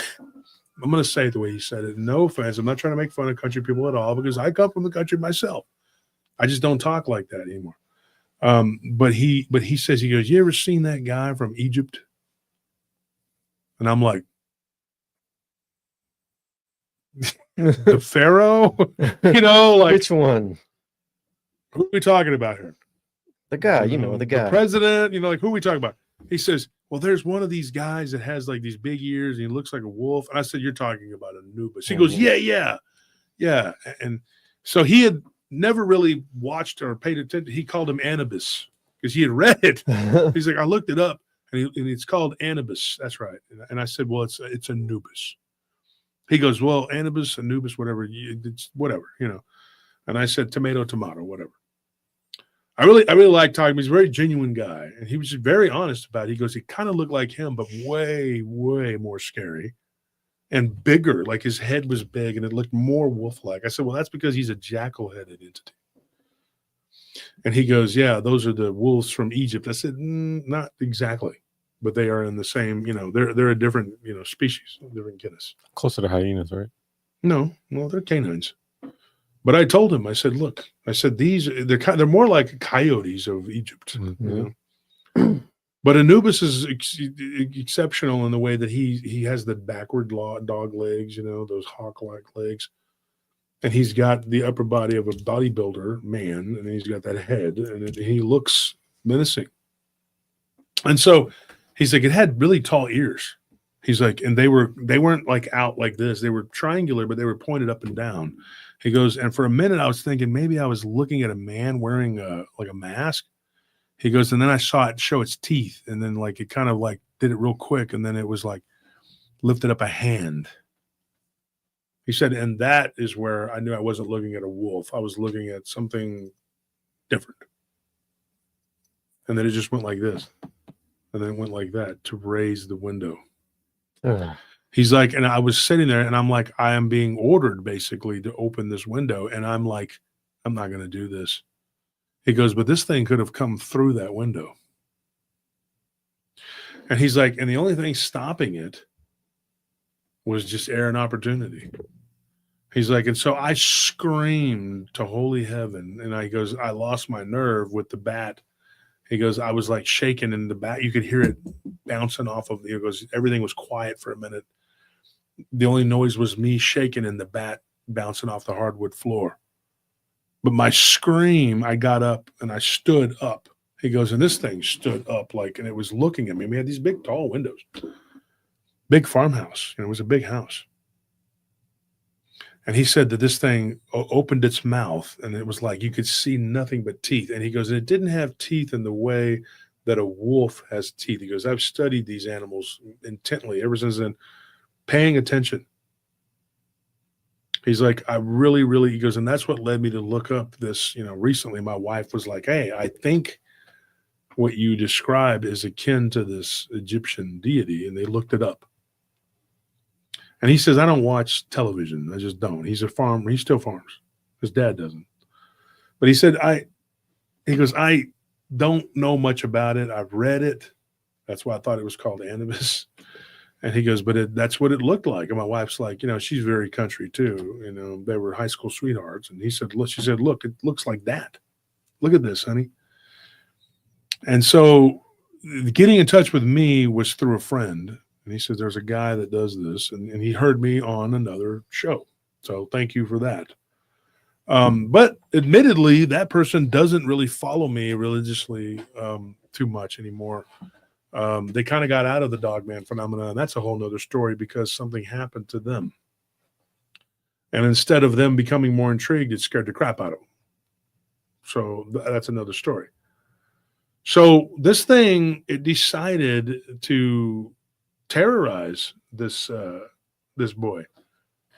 And so it smacks the glass with its hand, but it doesn't break it. And then it backs up. He goes, dude, when it backed up, it went into the darkness. It was like gone, like a phantom. Mm-hmm. It didn't stand there and just, you know, it was just, it backed up and it was gone. He's like, and then right then he goes, like the second later, my mom opens the door and she's like, Jeremy, are you okay? Jeremy, he's like, Mom, and he screams and cries. And then his dad is just like, what now?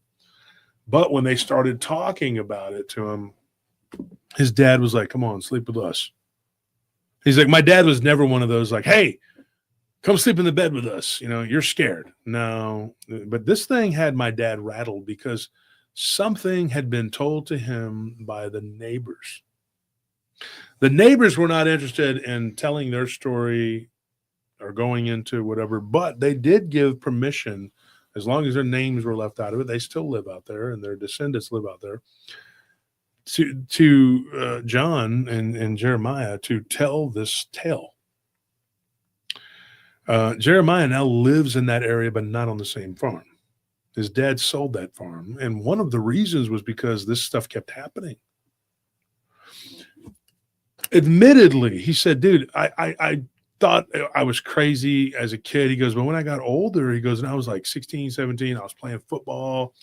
He goes, I just put it in the back of my mind and pretend like it didn't happen. He's like, but my dad and mom were still dealing with it. And we started running into some problems. There was money problems. There was all kinds of problems.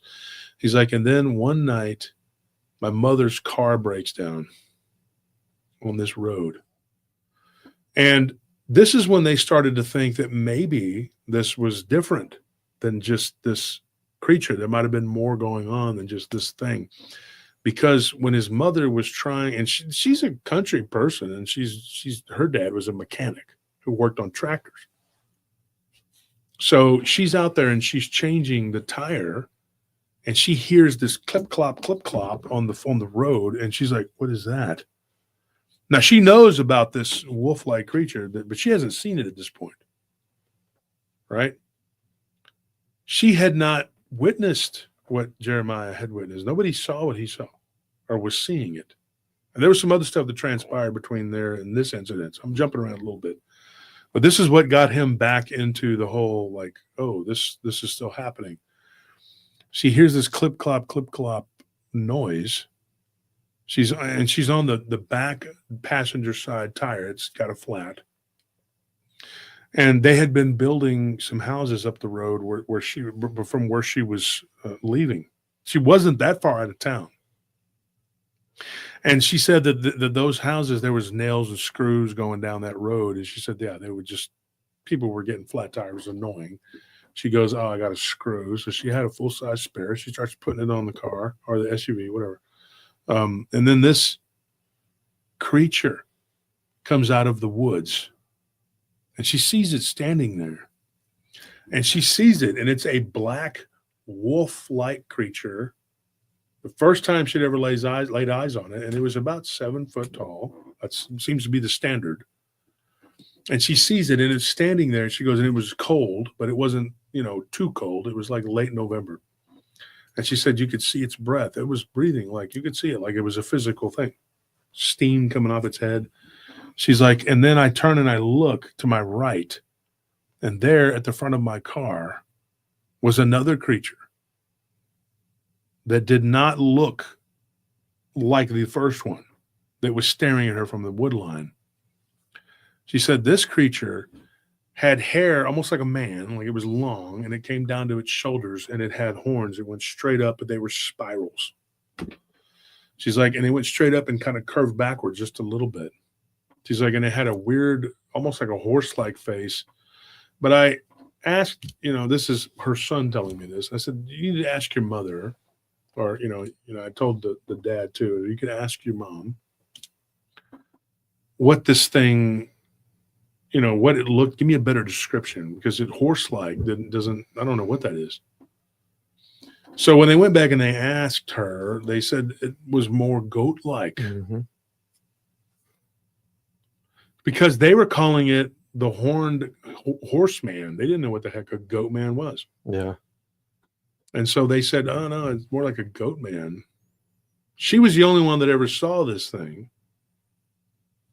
But his oldest brother had dreamed he was running through a cornfield, and there were these two creatures chasing him. Now, we recently did a show where we were talking about a minotaur type creature. I mean, I don't know if that's what it was, but that sounds like what it was. And it was taking this woman, like it was like, I guess you could say like abducting her spiritually or something and putting her in a maze, and her and this werewolf were chasing her around. And so I wonder if these demonic horned beings have these werewolves maybe. I'm going to give you my opinion of that, but I'm going to hold on to that. Y'all remember that, okay? We're going to talk about that after we're done here.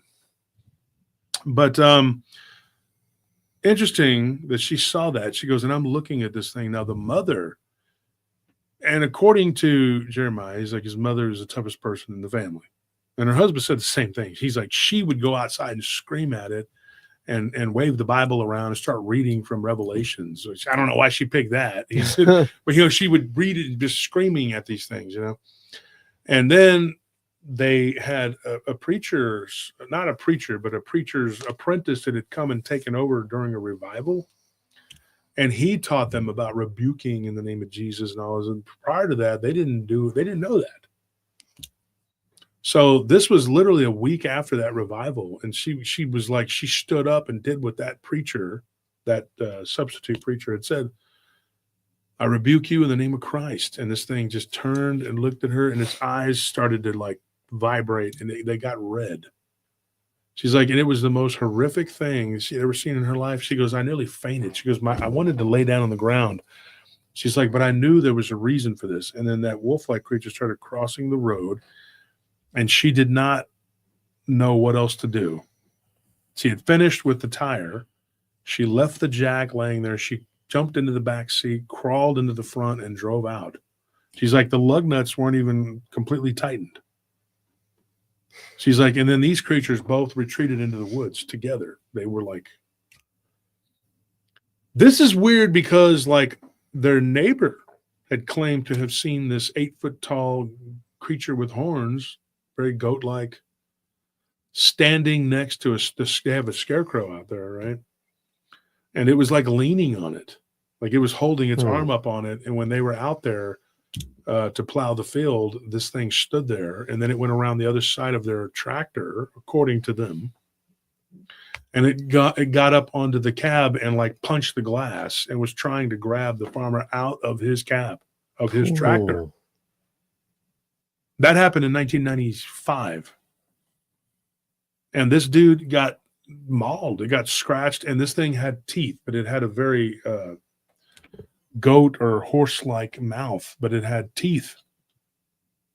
He also had 2 of these wolf-like creatures go into his barn and take 2 of his lambs out of there, newborn, and just walk out with them, unalive them, walk them out, and they were gone into the woods, into the tree line, into the neighbor's farm where they found the remnants of these things that had been devoured. So this is what they were going through. So the neighbors were dealing with this same thing. These creatures had shown up, and they had decided to take up residence. And just tough titty. What are you going to do about it? They had the preacher coming around. They had the revivalists coming around. They were trying to give them advice. They were telling them, hey, pray, let's do this, let's do that, blah, blah, blah, blah, blah. They had a friend of the family who was Catholic. They brought a priest out there. The priest got shoved by something invisible off of their porch. And he got up and left. That was another thing that was happening, was in their house. They were having this, I wouldn't classify this as poltergeist activity, but it seemed to be very prevalent in certain parts of the house. And the lights would come off and on, they'd be sitting there watching TV, and then the water would come on upstairs.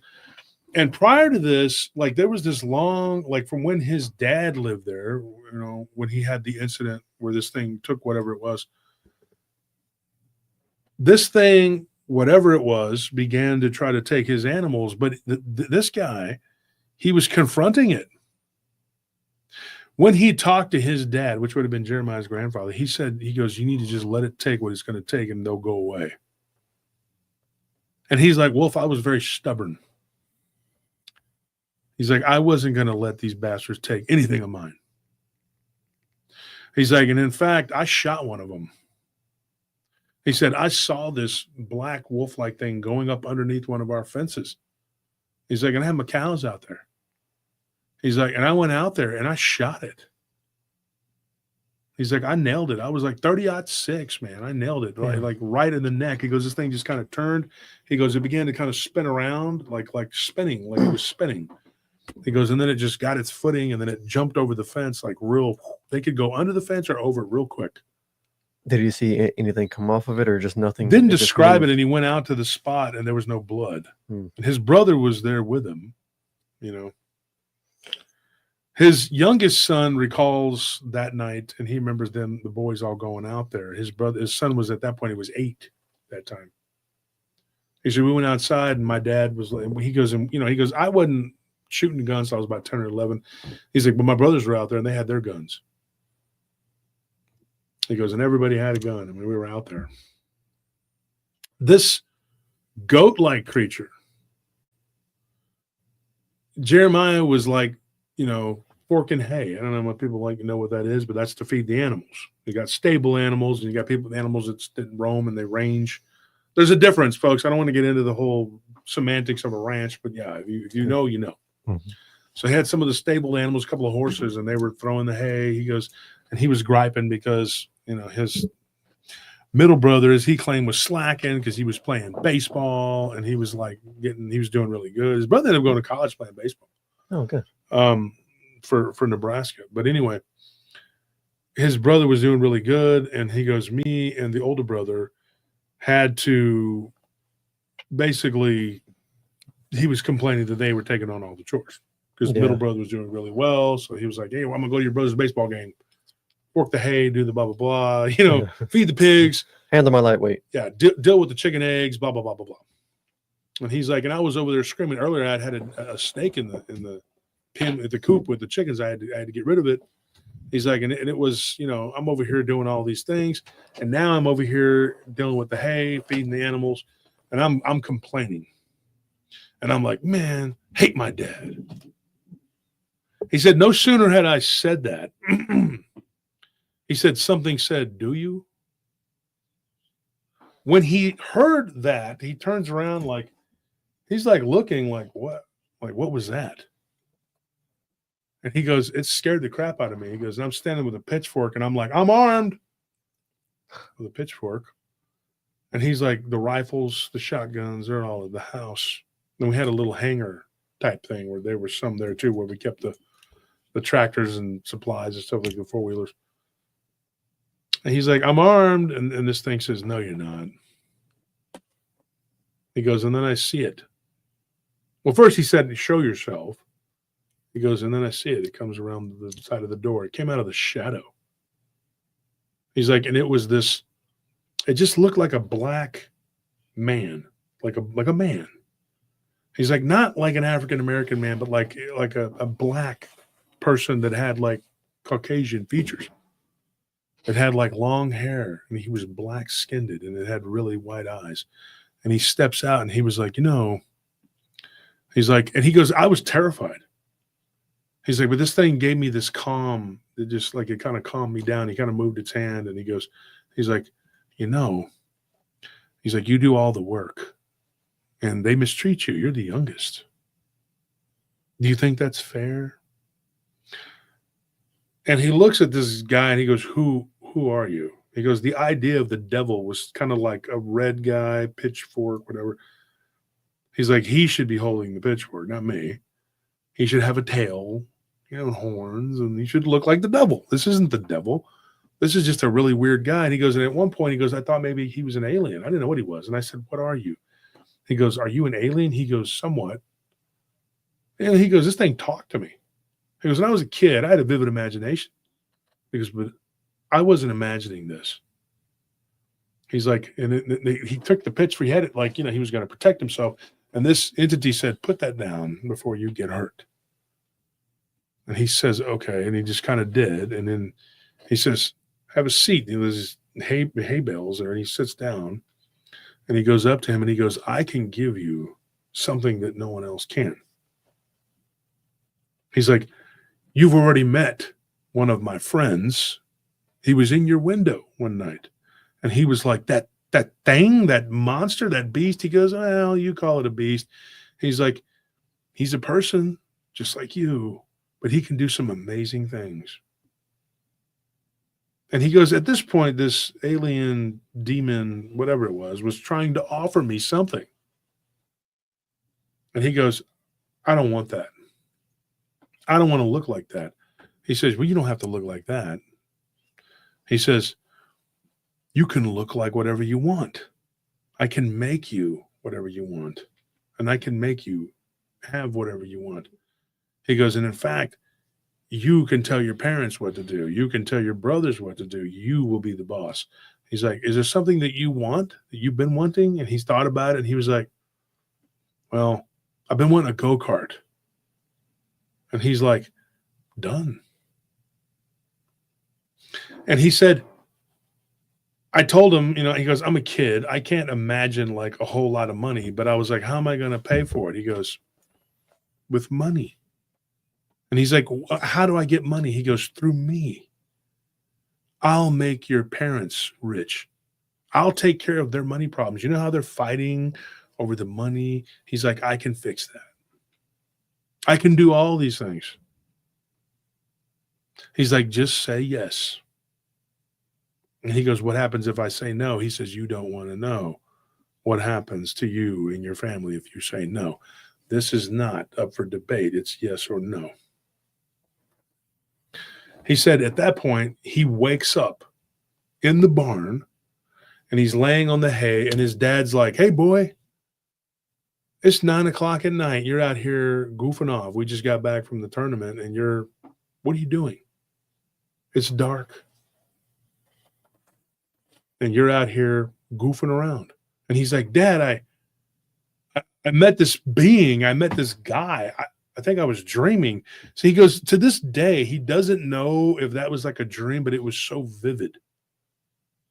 And he's like, it wasn't like a lucid dream. And like I told him what that was. He said, no, it wasn't like that. He said it was so vivid. It was like this thing was talking to me. And he goes, it was a black guy. And my dad goes, oh, okay. All right. He goes, was he a comedian? Was it Eddie Murphy? Did he show up? Did you go to sleep watching Eddie Murphy or something? And he goes, no, he's not a black guy like that. He's like he was black, like dark.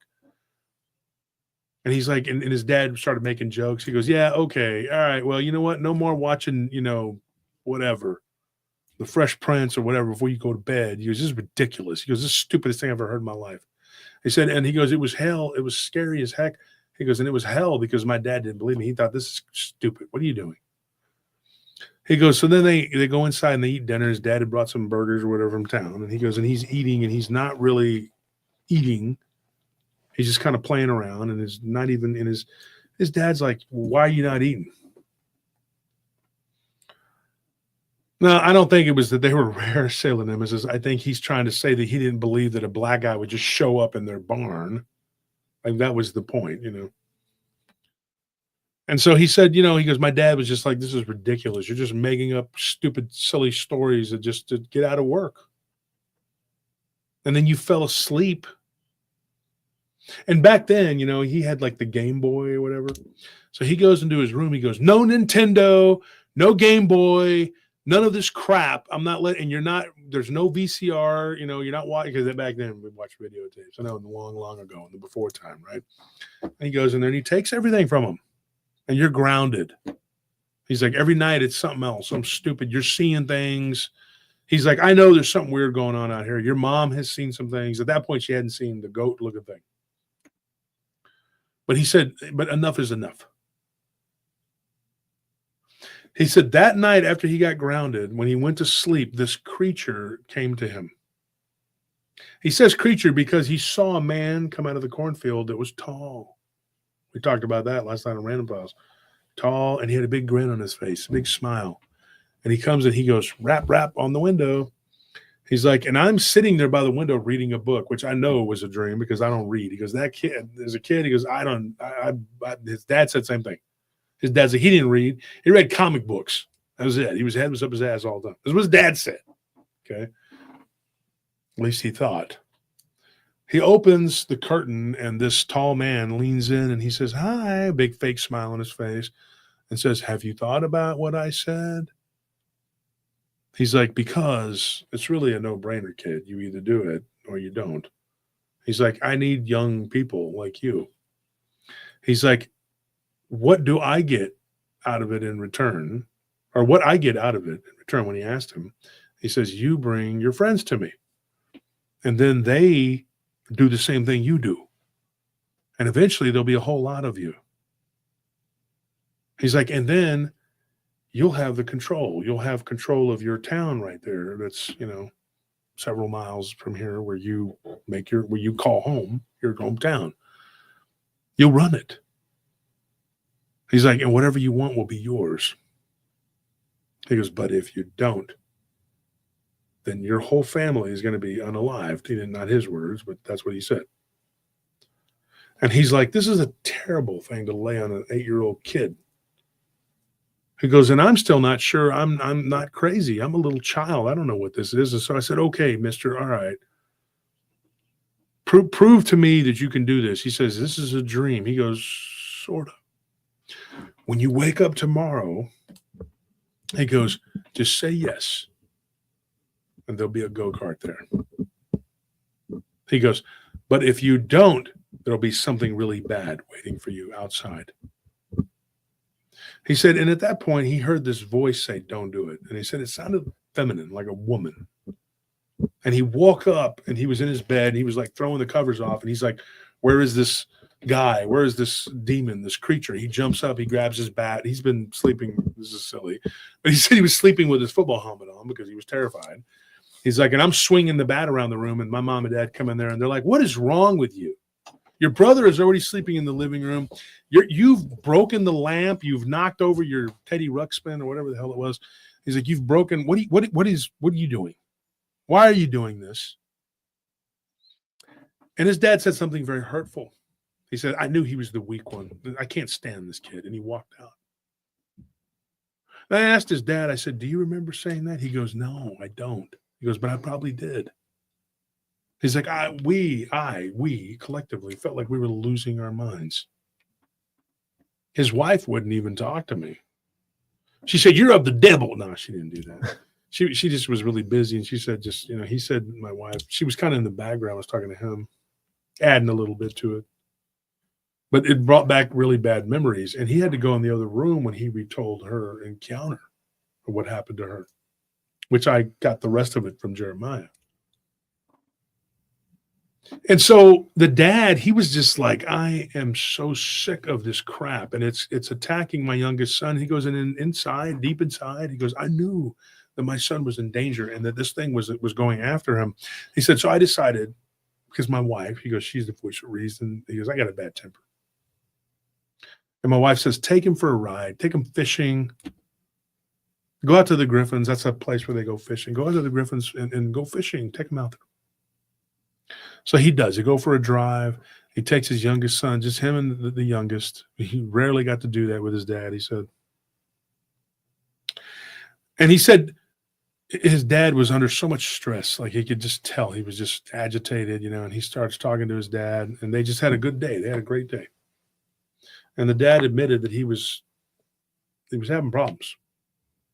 And he said, "Dad, I want you to hear me when I tell you this. There's a being, a man, a thing, an angel, a demon. I don't know what it is, but it's coming to me and it's telling me all this stuff." And his dad turned and looked at me. He put his fishing pole down. And his dad told me, he said this. He looks at him and he goes, "I know." He said, "One of your friends that lives a couple farms over is having something very similar. I just found out a couple days ago from Wayne." That was his friend. And he goes, "You can't repeat this, Jeremy, because they don't want him being made fun of at school." He goes, "You don't want them saying what you're talking about at school, do you?" He says, "No." He says, "Keep it to yourself. Tell me what's going on."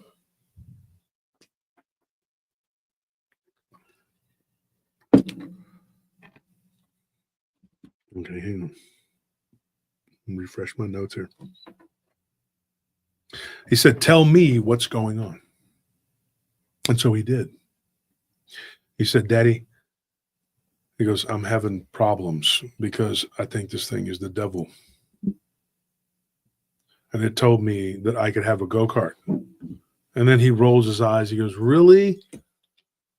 He goes, "Because you've been asking for a go-kart for the last year and a half. Because I won't let you ride the ATV. It's too big for him, at that time." He goes, "Too bad. I'm not doing it. We can't afford it, boy." He said, "Is that what this is about?" He goes, No. He goes, "This thing threatened me. It said that if I don't accept the go-kart, then something bad's going to happen." He goes, "Like what?" He goes, "I don't know." He didn't say. He said, "So I buy you a go-kart or something bad happens." And admittedly, this guy told me, John, he said, "Man, I was hard on him. I shouldn't have been that hard. I was just raised that way." He's like, "But I think this crap in this area was what made my dad screwed up. That's what screwed up his dad. There was something evil that would come out of these cornfields. Something probably, to me, if it was me and I put money on it, it was primordial. It had been there for a long time, and it was a devil of some kind, a demon. Who knows, a shapeshifter, something that probably was doing this to the natives before the white people got there." How much you want to bet that thing had been there for a long time? Who knows where it came out of? Who knows where it came from? The wolf-like creature, was it one of his minions, his trophy? Did he create that? Did someone take the deal? Because there was a guy in the next county who had went missing back in the 60s. His car was found, and get this, there was a sulfur-like smell in the car, and there was scorch marks in it. But the guy was never found. His clothes were there, but he was gone. Some people claim it was spontaneous combustion, but they never found anything physical from his body ever again. He was gone. Shortly after that particular, it was in the summer, it was in June, July and August, reports started coming in of a wolf-like creature in that particular county. This had already been going on in their county where they were at. And I'm not going to give whatever because these people still live there. And it's still going on to this day. According to these people, they believe that that particular county, I don't even want to say it because I don't want to get them coming after me or something, is actually run by some of these people. And it could be one of these things where this entity lured them in, and now it's sort of controlling an entire area. I'm not saying that's what's happening. I'm saying that's what they think could be happening, because that's why they sold and they moved away. They moved to 2 counties over to get away from this area. And I did make the joke. I said, well, Children of the Corn and all that, that documentary. Mm-hmm. And they were like, that was a movie. I'm like, no, I'm just joking. I'm joking, folks. I'm making fun of them, of the, not Nebraska, but the Children of the Corn, whatever. Yeah, Toasty Waffle has a good point. Corn isn't natural. Do you know what corn was prior to what it is now? Do you know what it looked like? It was colorful. It was colorful. Somebody said the county's called DC. No. The corn was this thin, weird looking. It doesn't even look like maize. Yeah, there you go. It didn't look like what it is now. It was genetically modified. And then it was genetically modified. Right? You see where I'm going? Then it was genetically modified. To the point where I go out of my way to not eat corn. You know that. Yeah, it's like a Frankenstein vegetable. I don't eat that shit. And your body doesn't even digest it anyway. It just goes right through you.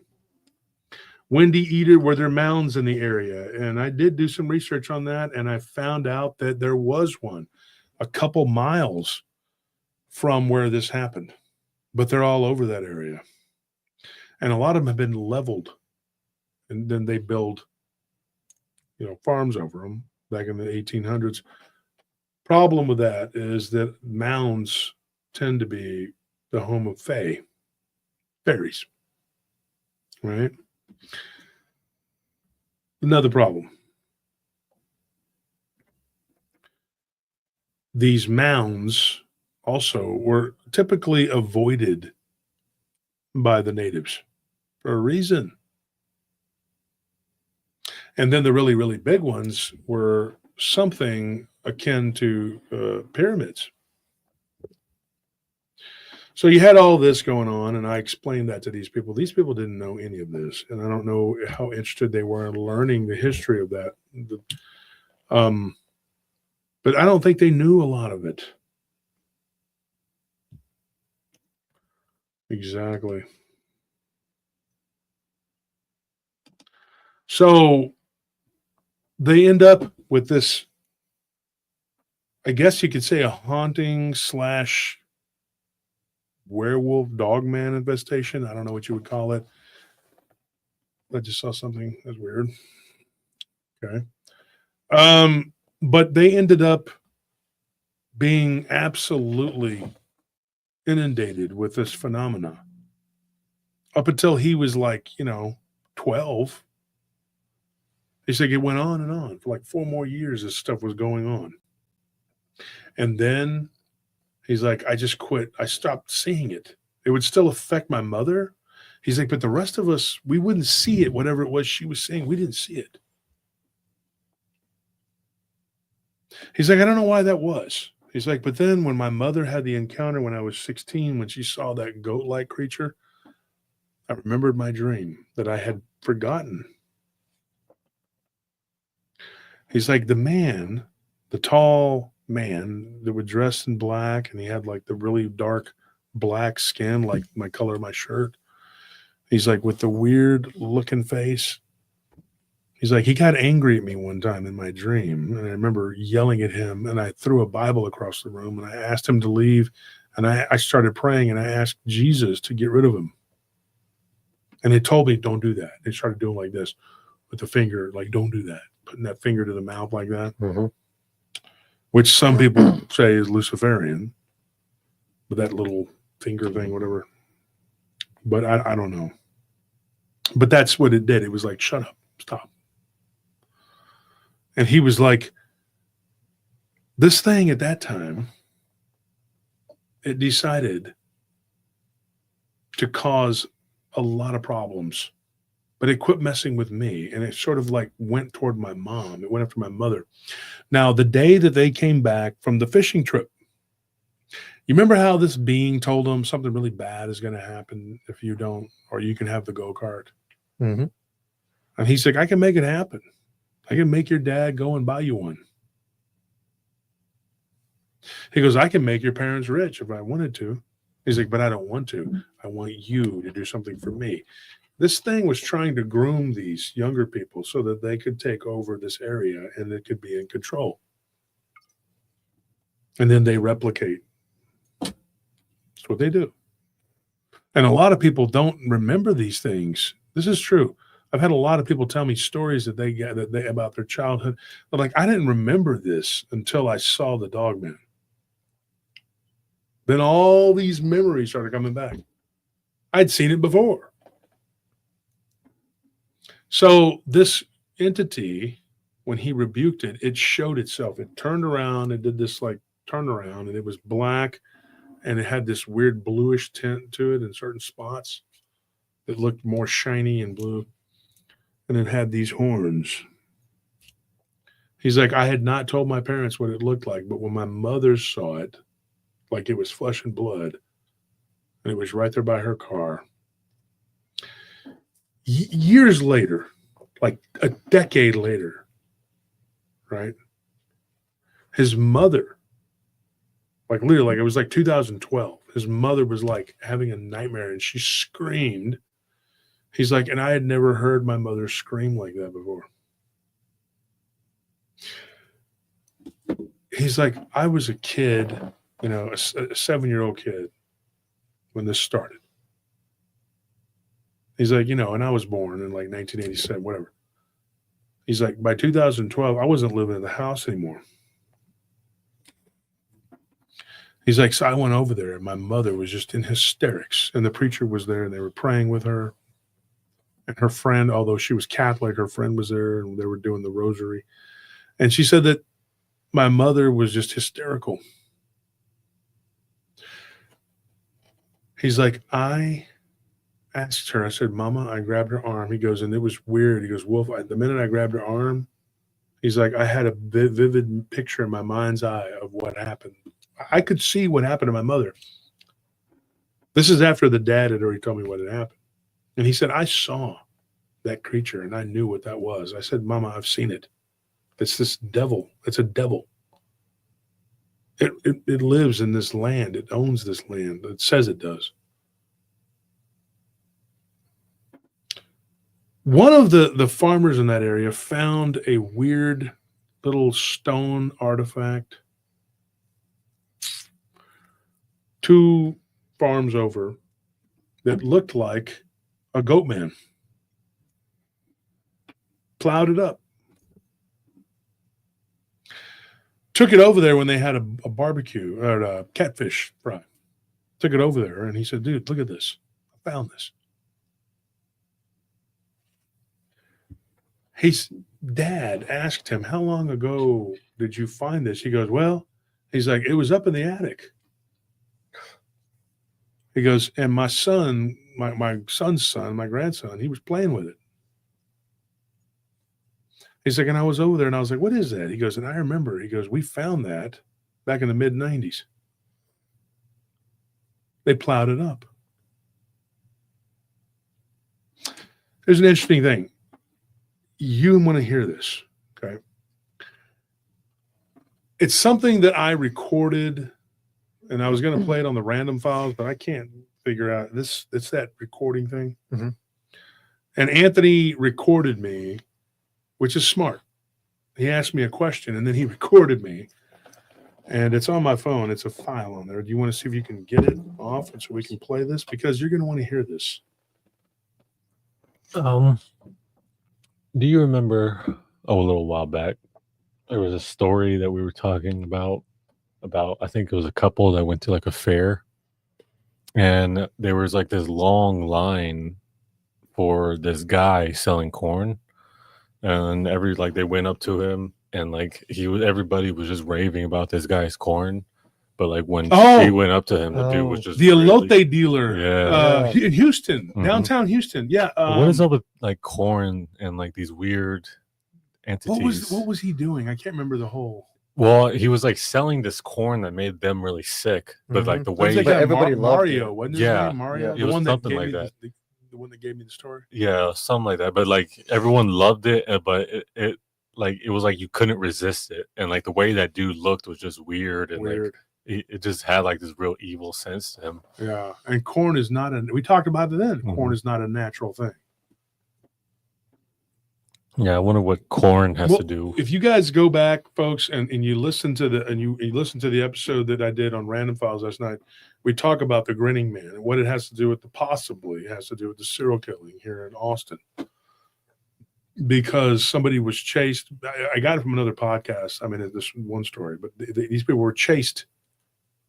Not a podcast. It's I don't remember the girl's name, and I haven't had time to scratch my head today because I got to do Clyde Lewis' show later. But on TikTok, I was going to tic-tac. I don't know. I was going to call it tic-tac-toe. TikTok, and this woman, she's got really big eyes, but she's a storyteller, and she does pretty good. But she talks real fast, and because TikTok is like rush, because everybody's going to lose attention. So it has this weird feel to her show. It's kind of nervous. I get kind of nervous looking at it. But anyway, I'll watch it every now and then. And it just popped up on my news feed. And so she tells stories, but it's on TikTok exclusively, I believe. And she was talking about this tall, grinning man. And it made me think of this stuff in Zombie Road. And one of the witnesses I talked to from Tennessee yesterday, he gave me an encounter. But then we started talking about his ex-wife's encounter on Zombie Road. She used to live there in Wildwood, Missouri, in that area. She didn't live in that, but she lived in that area. And she went down Zombie Road, and she was driving. And her bum of a boyfriend who didn't have a car, he was in the passenger side, but they saw this tall man. And just go listen to it. You'll see there's a whole thing there. And we got into aliens and their craft, and then we started talking about, because it's random files, right? It's just random. And then we started talking about how they could be abducting people, and then they could also be killing people just because they want to kill. But anyway, it's this whole weird thing, like these demons, aliens, whatever they are. So I have the recording here. I'm gonna play it and see if they can hear it on their end. Yeah, before you do that, hang on one second. So the point is this thing that was unearthed by the neighbor, and then they all started having problems. You know, who knows if this thing was put into place at one point. His grandfather found this weird, like, not a mound like you would not mound like we were talking about earlier, but like some sort of like weird like deer antlers that were crossed, and then there was a cow skull. There wasn't a deer skull, but there were antlers, and then a cow skull with the horns and everything, and it was made in a weird shape. Which, looking back, according to this guy, he was saying that it could have been like a pentagram type thing that held it in place, whatever it was. And his grandpa took it and broke it and destroyed it and burned it. So it was like an altar, like an altar. Yeah. Now play this, so this might bring it home to you.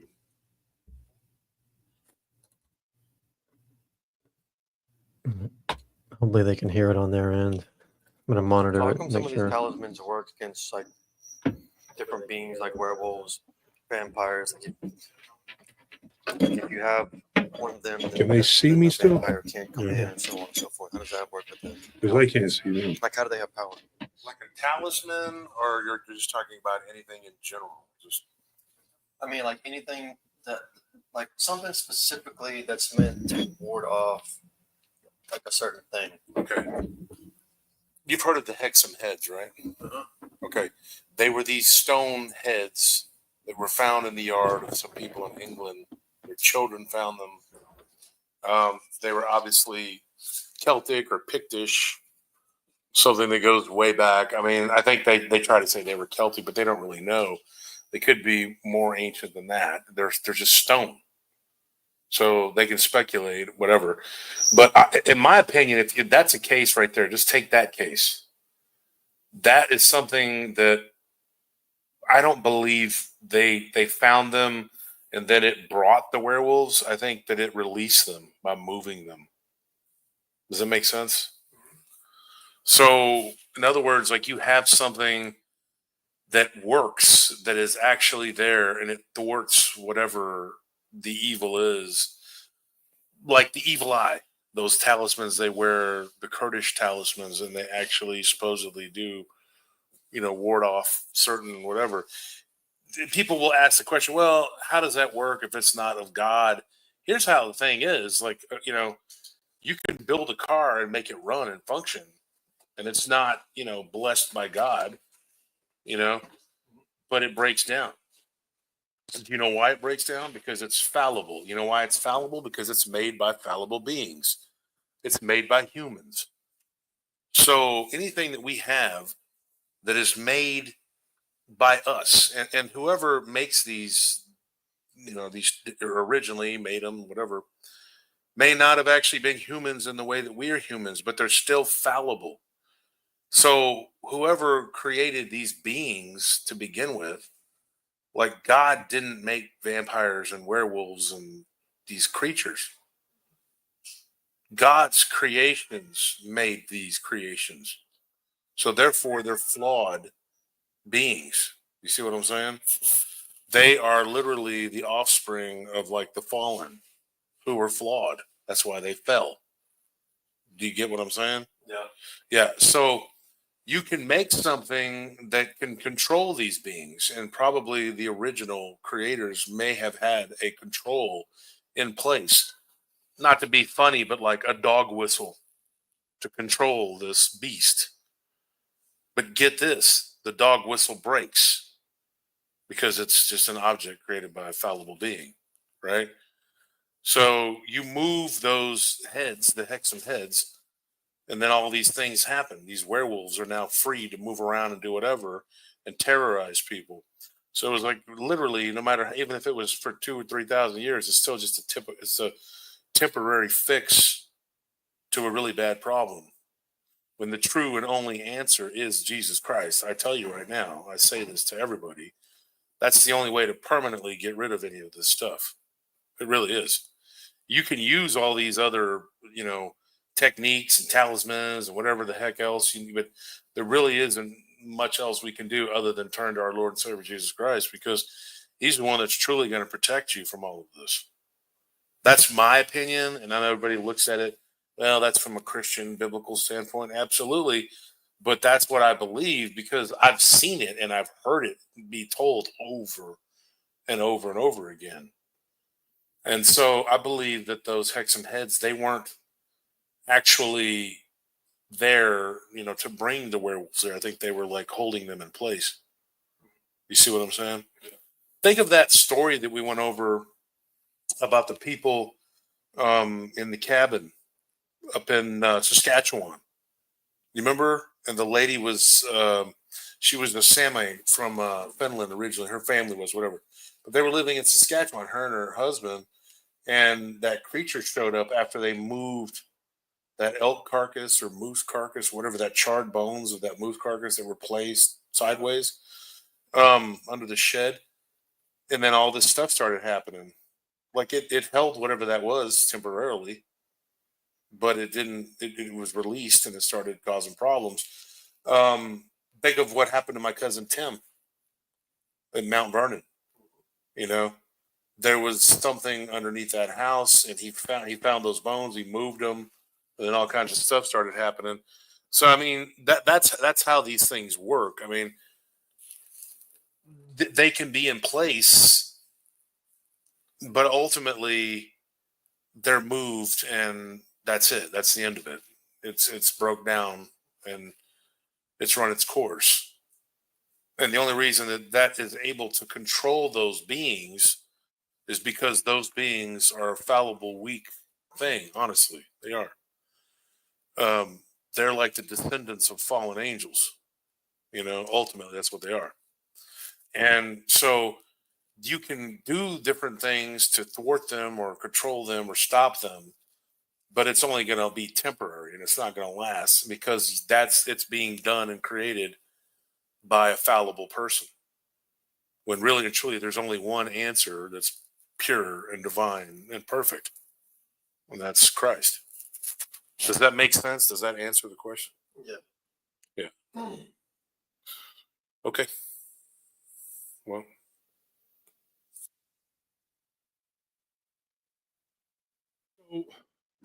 Anthony was cognizant to record that. He asked me a question. He was just eating something. I mean, I was just like sitting there in the recliner. He was in the kitchen. That's why he kind of sounded further away. And then he recorded it. And so the recording, he went and put the phone over there by me and got a good soundbite. This is the kind of stuff that we talk about regularly. And I had made or I didn't, my wife did. She made a point. She's like, we need to record this when Wolf talks about these things. That's what the book is that we're writing together, me and my wife. And that's what we're doing. Because there are going to be two books. We're going to do one that's basically giving the groundwork of what this is, the phenomena that we're dealing with, and using cases as points of, look, this is what happens. And then and how to break free. That's the important thing. If God lets me live long enough for that. But we're having health problems and financial problems and whatever. The devil's throwing everything he can at us. And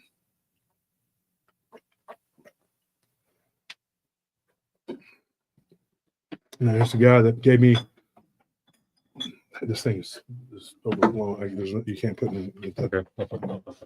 But don't do it right now because it's gonna make too much noise. Just let you know so we can get rid of it.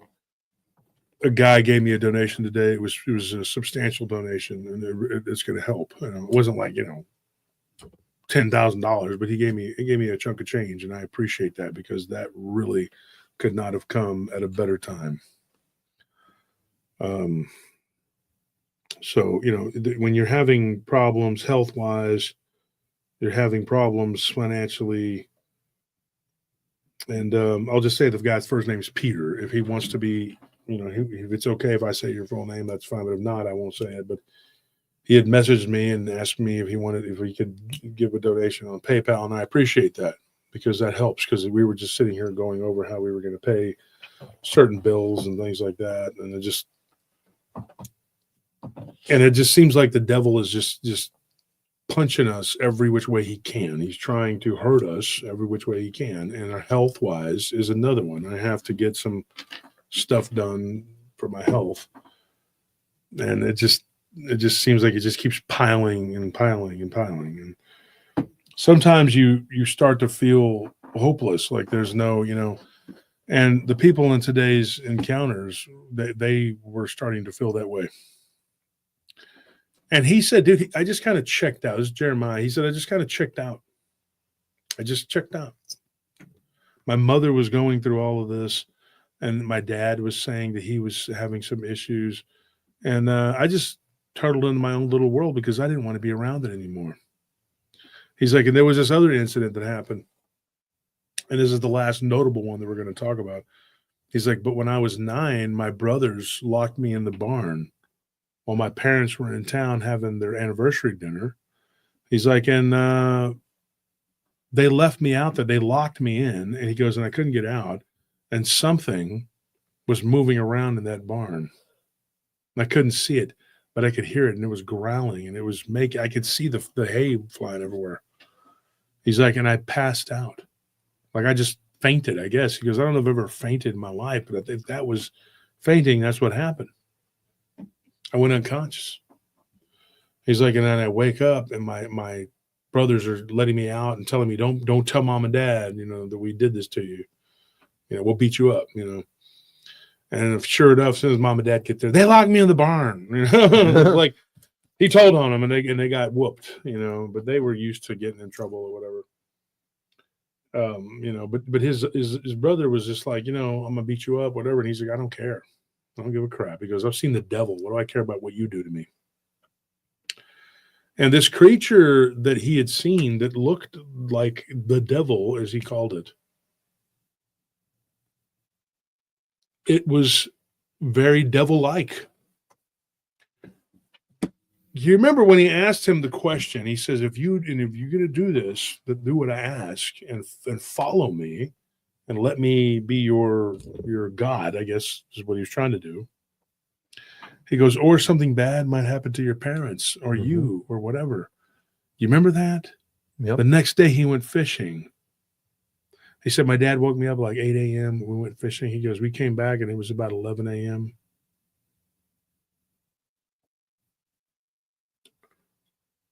And he's like, and there was my dog, my best friend who had been alive as long as I had. He was there my whole life. His name was Louis. And he was mine. He was my husky German Shepherd mix. And he was laying on the barbed wire fence, hung over like a piece of meat. He said, this thing got his pound of flesh from me. He's like, when I was born, this dog wouldn't let anybody come near me. He's like, and I knew when my brothers locked me in the barn, he goes, that day, he goes, Louis would never have let him do that. He's like, when this being came out of the shadows, he goes, I was wondering where Louis was. Where's Louis? So he goes, Louis goes back in the house. Louis had been put in the bathroom in the hallway bathroom. This being was cognizant enough to know that dog wasn't going to let him come near him. He's like, one minute he was there, next minute he was gone. And where do I find him? Locked in the bathroom. My older brother was out, feeding the cows. He comes back and he's like, I didn't put Louis in the bathroom. It wasn't me. Why would I take your big ass dog that doesn't belong in the house? We got cats in the house. They had some cats that ran around outside. So kind of like we do at the ranch. We got cats out there that are just mousers. I mean, they're master, but they're feral cats. You can't go and pick them up and play with them. And then we have a couple cats out there that are indoor cats, and we keep them separate. They're two different things. It's country life, I know, because I live it, and I've done it for a long time. But he's like, Louis, they called him Big Lou. Didn't deserve that, and his back had been broken. He's like, and he had a big old gash on his side. And so we had our neighbor who was a veteran, a veterinarian, whatever. He came out, and he said whatever it was, that Louis had put up a fight. One of his teeth were broken, like he had tried to bite it and attack it, whatever. And they had another dog. I think he said her name was Shannon or something like that. There was a female dog, though, and she was injured really badly. And she was laying in the driveway. And sadly, she didn't make it either. He's like, and that was my brother's dog. He's like, and me and my brother cried ourselves to sleep that night. And then he goes, and then my brother, he's like, wakes up in the middle of the night and just gets on top of me and starts choking me. And he's like, you did this. It's you. This thing wants you. And it killed my dog because of you. And he was, usually he goes, I would fight back. He goes, but I felt like I was responsible. If I would have just accepted what this being told me, maybe my dog and my brother's dog would have lived. I told him this. I said, it's a sucker's deal. And it's a horrible thing that this demon puts you in that position as a child. And then he asked me this in the way he talks. And he says, why do they do what they do, man? And he broke down on the phone, if I'm allowed to say that. And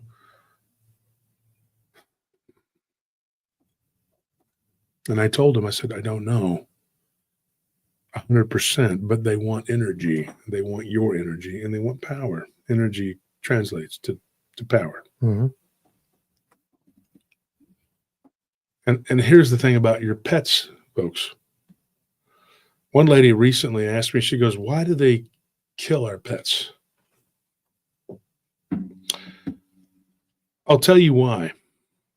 Because these people were Christian. They had accepted Christ, and they could be tormented, but they were off limits to be killed. See what I'm saying? That's the difference between these things being wild animals, which they are not, and being demonic, or the spawn of demonic, which they are. A wild animal doesn't have the same legality. A lion kills because a lion kills. Now, God can shut the mouths of the lions, right? But for the most part, it's just the natural order of things. These creatures are not the natural order. They are a sub-natured being. They are not nature in the way that we know nature. And they are most assuredly not animals. And I hate when people try to tell me that they are. Because when you talk to people like these are just, to me, these are like just down home, salt of the earth people. They didn't ask for this crap. There was something that was there before them. There was something that was there before them. And there was something that was there before the natives. There was something there before the people that were there before the natives. A demonic energy. Thank you for that donation, by the way, Dick. That does what it does. It takes what it takes. And it's going to do what it's always done. And these entities, these creatures, this Goatman, like whatever the hell it is, and then these werewolf, Dogman, whatever the heck they are, they're going to take and do and as much as they can. They're going to push as hard as they can. So one thing I'm going to tell you, people often overlook, and I asked Jeremy this question. They call him Jeremy. His name is Jeremiah. But I said, Jeremy, let me ask you a question. I said, I know you were just a child, but did your parents pray over your animals? Did they plead the blood of Jesus over them? And he said, no, I don't think so. And I said, you don't remember that at all, huh? He goes, nope. So I asked his dad, and he said, no, we didn't do that. There you go. So what I'm going to implore you to do, and unfortunately some people have dropped off, but those that are still here and that are listening, listen to what I'm going to tell you and listen closely. You need to get your animals protected. Plead the blood of Jesus over everything you have and that you hold dear. Alan Garcia, thank you for that donation. We appreciate it. Here's what you should do. You need to pray. Say a prayer, and you say, God, I come unto you in the name of Christ. Please protect my household, all of the living human beings in my household and all of the living animals in my household, and name them all one by one. If you have a dog named Shannon, please, God, protect my dog. And then plead the blood of Jesus. I plead the blood of Jesus over my animals. I denounce and I rebuke all evil. I tie, bind, and rebuke you in the name of Christ. You don't belong here. You weren't invited here. You have no right to be here. I don't want you here. Leave. And they can be stubborn. Repeat it. Wash, rinse, repeat. Go to your animals. Pray over them. Because this right here, I'm figuring out, is why they are being killed. Why they are fair game and you're not. Because you might be a good God-fearing Christian person. And unfortunately, there are those that aren't, and they have been abducted. They've been taken, and people go missing all the time. People get torn apart, and they're like, oh, it was a pack of dogs. Maybe, maybe not. But the bottom line is you need to protect what is yours, your loved ones. And they don't belong to you. This isn't slavery. I'm talking about people that they belong to you in your heart, that you love them. Every day I pray over my people. You need to pray over your animals, pray over your property, and don't just kick them out of your house, because they'll show up in your house, they'll show up on your porch, they'll show up on wherever. Once you realize that all these creatures and all this crap is actually something that's metaphysical. See, there is a war between us and them.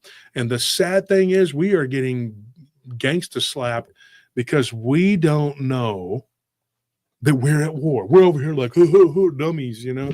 And they're like, yeah, we're going to kill you. That's what we want to do. We want to enslave you. We want to kill you. And we want to kill your animals because you love them. You care about them. And we're going to take what hurts and what you love. Is this making sense? Who in the hell else is out there saying this? Because it needs to be said. And I should have said this a long time ago, because I just was like, oh, well, I thought that was just a standard thing. You pray for your animals. I mean, I've always done it. I just thought, you know, but then I thought about it and we were talking about it. And we were like, nobody's doing this. And nobody's telling you to do this. And these fools, and I'm going to say this, and it is a sin to sit there and call somebody a fool, but this is what they are. They're fools. Well, where's your Bigfoot such and such channel on the whatever the hell, and they're tromping around out there, and these things are killing everybody's animals, and they're like, well, that sucks. I don't know what's going on. These boogers is killing. Dumbass. You know why? Because they're not pleading the blood of Christ over these things.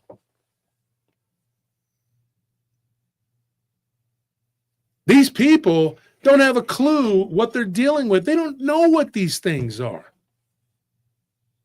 And when you tell them specifically that I've discovered this, and this about it, they go, well, I heard Coyote is going to go shoot up a tree. You stupid, ignorant ass. I can't go to another Bigfoot conference. And these people, I cannot do it. I cannot deal with them. They're not interested in the truth. Forcing 80 years of bullshit on us is what they're doing. And they need to be held accountable. It's just the truth. Why I hear story after story after nauseating story of somebody's pets being killed. Oh, it's just killing the pets and it ain't killing us. Oh, Delbert. Do you know why? Do you know why? Because there are people who take the time to pray to God through Christ that does not happen to their animals. Have faith in God, not in yourself.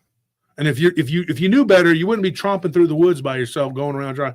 And I have dear friends that do that. I love them dearly, but I'm telling you right now that is a foolish, foolish thing.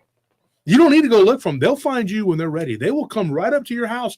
We had people who's an apartment complex abutted right here in Austin, just recently. Anthony, am I right? Yep. Right, Tony? Mm-hmm.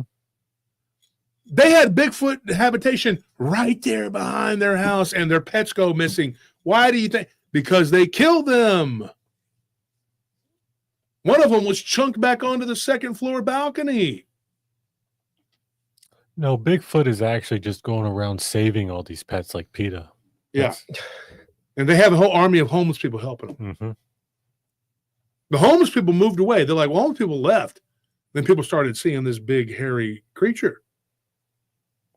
Well, why do you think that is? Because a giant Nephilim creature came and it began to unalive the people's pets, and all the stray cats went missing and blah, blah, blah. And we talked about in the random files last night. Go look. There's people that go missing too. And for some reason, the authorities aren't really, because the people who control them, they're not interested in helping people, because it's a very that way leaning type government here. Look at what's happening in Mexico. Have you guys seen the video of those women, that old grandma? She's a abuelita. She shot and killed those guys, those thugs, because the government, the pro-communist, which is what it is, Shine Bomb or whatever the hell that woman's name is. Yeah. She's over there with her communistic ideals now, and they won't protect people with private property because they want to seize it. Yep. Now, I'm not completely, I believe two things about socialism. There should be free medicine, but it should be like a certain sphere, and anything beyond that, you pay for it. Mm-hmm. Everybody should get subsistence level food, and everything beyond that, you commodities. Pay for it. Everybody should get that. Mm-hmm. If they're going to take money for studies to figure out why squirrel semen does what it does, then why can't we have food? Well, I hate Musk because he's taking all the blah, blah, blah, blah, blah. But yet you love Bill Gates. Why? Well, you don't ever talk about him.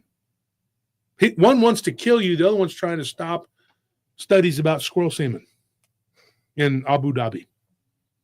Studies about why the Philippines is shaped like a Philippines. Yeah, Brittany says, Brittany right there. There you go, Brittany.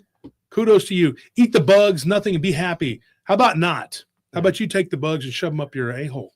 If you eat the bugs, it'll change the weather. Or bring back the dire wolf, which we have no business doing. And I'll be talking with Clyde about that later. I don't even think we should stop certain species from going extinct. It's a part of the natural process. This is ridiculous. Well, and then people wandering around talking about the data of the Bigfoot of the data of the Bigfoot. Shut up. Shut up. Stop talking about boots on the ground when you're just wandering around aimlessly like a child. Like what does Armando usually say? A blind child out in the woods? Yeah. Because that's what you're doing. Well, I'm doing boots on the ground. That's what I'm doing. About 30% of you really are. The other 70% are going down the road and just walking around. Barbecuing. That's it. Eating beans and hanging out. Beanie weenies. Shut up. And drinking beer. Because if you really were out there doing something, you would already be dead. These things are becoming more prevalent. It's happening more and more. And they're bioengineering more shit. Do you not realize what's happening? Do you not see the writing on the wall? Plead the blood of Jesus over your household, folks, yourself, your family, and your animals, and your holdings. Because they'll attack you monetarily. I know I've been attacked recently, health-wise, monetarily. They've attacked us every way they can, in every facet. They're using humans, and it's demonic. Some of these people are so stupid and cross-eyed, they're just tools. Yep, Dick, you're right. Millions of bee colonies. They said 55% of the bees died in 1 year, this past winter. What are the odds? They can't get rid of all of us fast enough, so what do? You kill the bees. Do I sound like a conspiratorial nut? No. Yes, maybe. I don't know. But it's what's happening. It's absolutely happening. So does that answer your question? Why they kill our animals? Because it hurts you to your core. Oh, you don't want to follow me, worship me, and be a part of what this satanic, whatever this thing is doing, evil, then I'm going to take something from you. That's unprotected. Everything they do, I think, is designed to cajole you into giving them consent to doing whatever it is they want to do. Mm-hmm.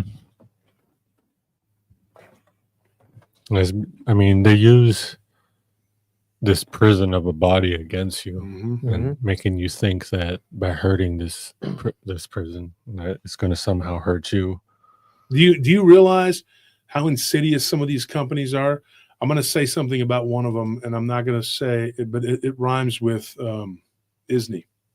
Well, that could be anybody. And if you signed that consent form to have them as your like a, you know how they do the streaming service. Do you know what you're signing?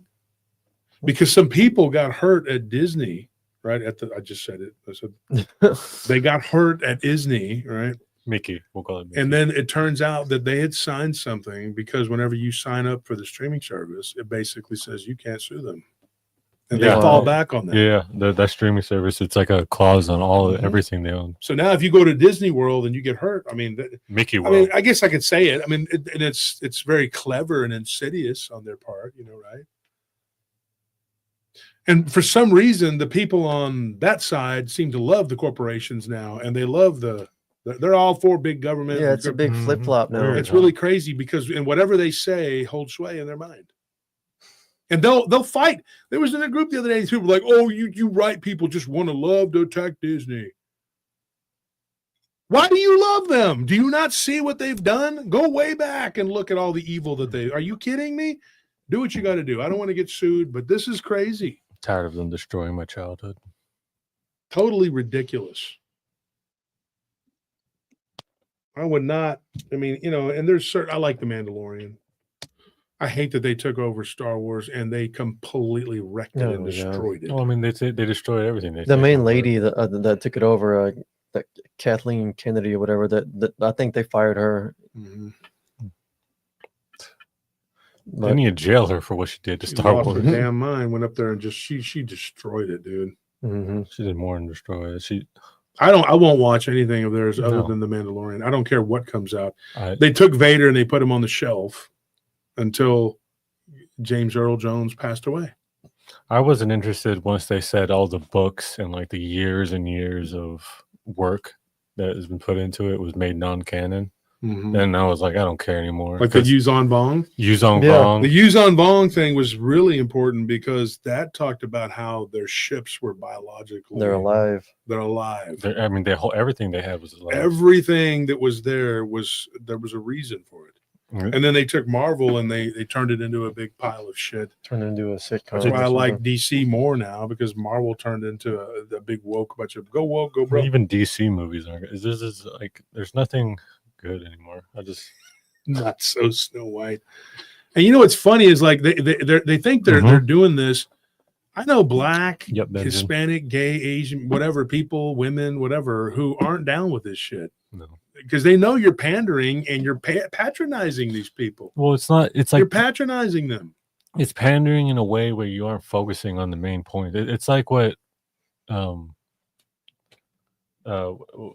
someone we all know here, who sometimes when he argues, he'll ignore your main point and just focus on all the minutia parts, everything around it, so that becomes the main focus instead of what you're actually trying to push.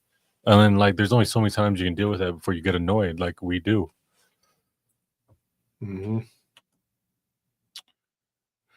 Bright side of China playing ball. Yep, but you know, Hollywood doesn't need Chinese money to be. No. Do you not know who runs Hollywood? Ain't China. You know, that's funny. They're like the Saudis, right? Yeah. Okay. I was gonna say, shut up, Alex. Shut your fat mouth. Shut up.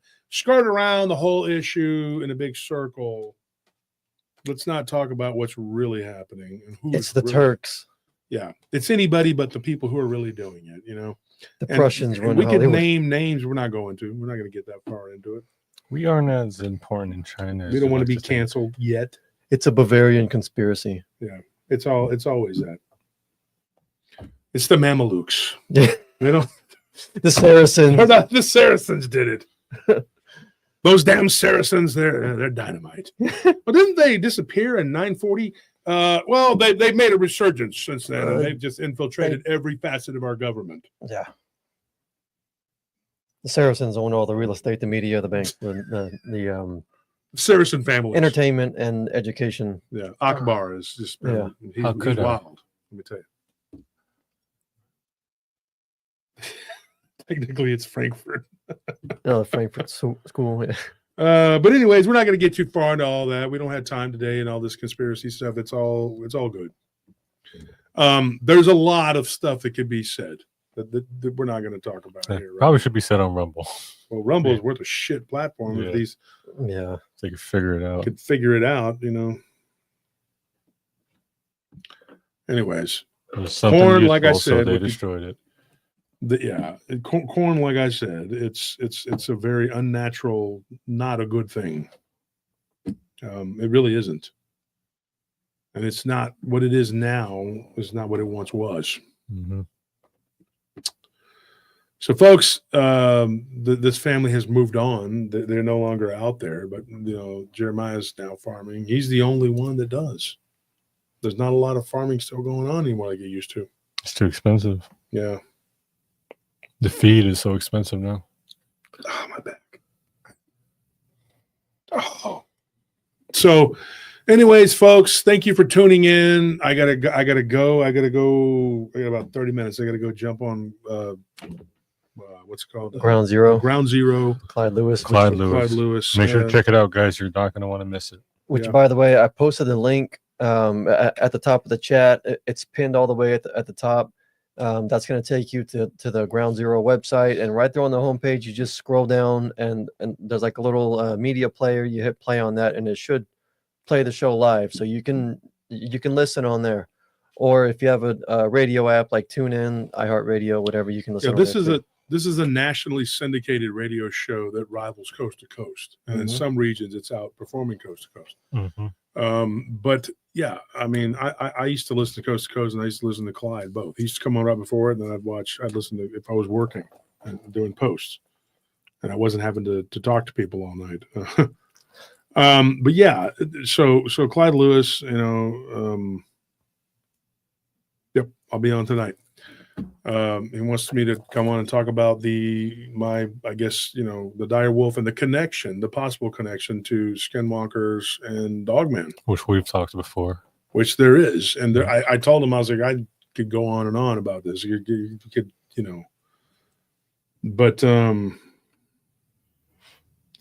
Dick Richards says, I was on Coast to Coast September 2017 on Saturday. That's cool. I didn't know that. Oh, man, that's awesome. Yeah, I have several friends that have been, and they've told me, hey, you should go on there. I mean, it's a security guard. That's all we used to listen to, Coast to Coast, and a couple of different other shows. And Expanded Perspectives, and different shows. And I have not, you know, and then I was supposed to go to LA like 3 different times, and I just won't do it. I guess if I would have done all these things, then it could have been, we could be way bigger and further out, stronger than we are now. But I have a business to run, and I have to make money. And these other things, yeah, it might help the show grow, which in turn will make you money. But this is not a money-making venture for me. And I have to put my business first, because that's how I feed my family. This is not feeding my family. And in fact, I'm going to have to make a decision here at the end of the month if we're going to scale back or if we're going to keep pushing the way we are. Everything happens I don't know for a what reason. We're going to do. We're kind of at a crossroads. We're not real sure. I don't know what we're going to do, because it's a lot of work, and you're putting a lot of time, and time is currency, into this, and so we have to figure something out. If you want to help the show, though, join the Patreon. The Patreon really has done well. And that honestly helped us pay our bills this month. It really did. I'll be honest. We're hurting. And, you know, we paid our bills with that. It helped us anyway to get through, because we weren't going to be able to do it, because 4 years of this garbage has just wrecked this economy. Is in the toilet, and it just killed us. They destroyed those contracts that we had from the housing. It was a program that was in place from the Orange Man, and then they came in and just said, let's just get rid of all that, but we'll give money to studies of squirrel semen in Abu Dhabi. It's just the truth. I mean, that's what they did, and let's be honest, it's money laundering. Oh yeah. And everybody's like, nah. And like half of that stuff, I don't even believe. The last thing I'm going to say, and I'm going to leave. What they did was they socially, they engineered this social brainwashing to where that became the number one priority. It was not hurting people's feelings, and all of this social ills became the most important thing. And it was social ills that they created. And then that took the priority over everything else. And I mean everything from food to common sense. Mm-hmm. DEI, go die. Okay? Go woke, go broke. It's ridiculous. People say, well, you're going to lose half your audience. I don't give a shit. Look at my, do I look like look at my eyes. Do I look like I give a shit? I don't. Because 70% of us, and then the other side's 30%. Don't give me this 50-50 bullshit. It was as close as it was supposed to be. It wasn't. It was not. No, it was not. Don't lie. Nobody was voting for that hyena. Be honest. I just think you want to hear me talk for 4 years in a van down by the river.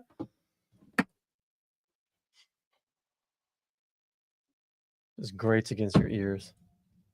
Never wanted to jump off the planet before. Now I'm like, just go to the edge. Give me a reason to live and jump off because it's flat. Exactly, Colbert. And I'm trying to my damnedest to not be offensive to the little 20%. And I'll be honest, it's about 20%. That's about all that listens to my show. They're not my audience.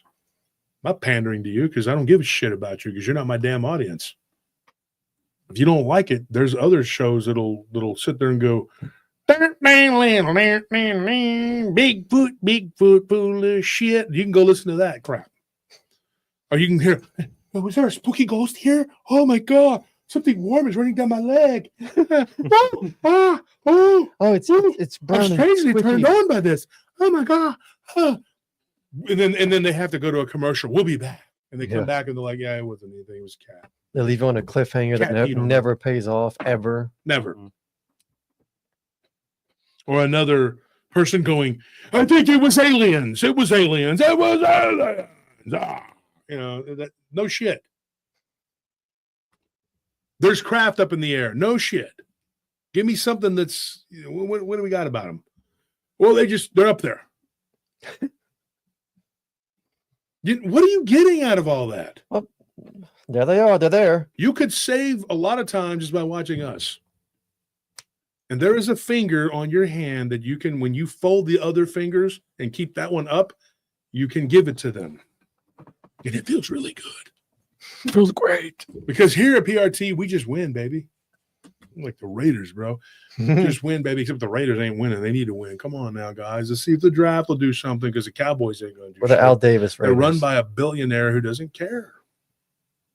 He's just like, this year we're all in. We're definitely, I had another plastic surgery to look more like E.T. And this year we are definitely here with the Cowboys.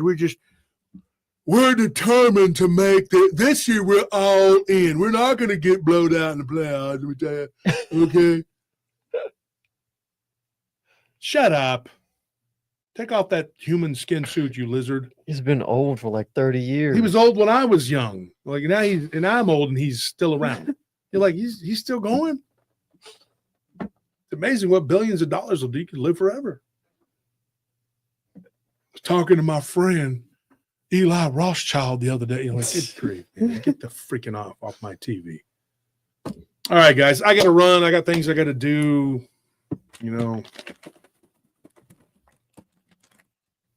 Thank you for tuning in. Thank you for everybody who donated. Alan Garcia, Two Shadows jumped in there, and then we got the memberships. I don't have time for the giveaway tonight. Get your name in green, though. We will do the giveaway on Friday and again on Sunday. We're not going to do it tonight because we don't have time. Meet me over at Clyde Lewis's show. Let's see what Clyde's talking about, see what he's doing. It sounds like it's going to be good. I know he's talking about the dire wolves and the dangers or the upsides, I don't know, Mhm. of this cloning. And I'm going to come in the last, hour, and I'm going to bring it to you, and I'm going to tell you what I think. And we're going to talk about the connection between Dogman and this, because there is one. All right, folks, thank you for tuning in. We love you. Good night.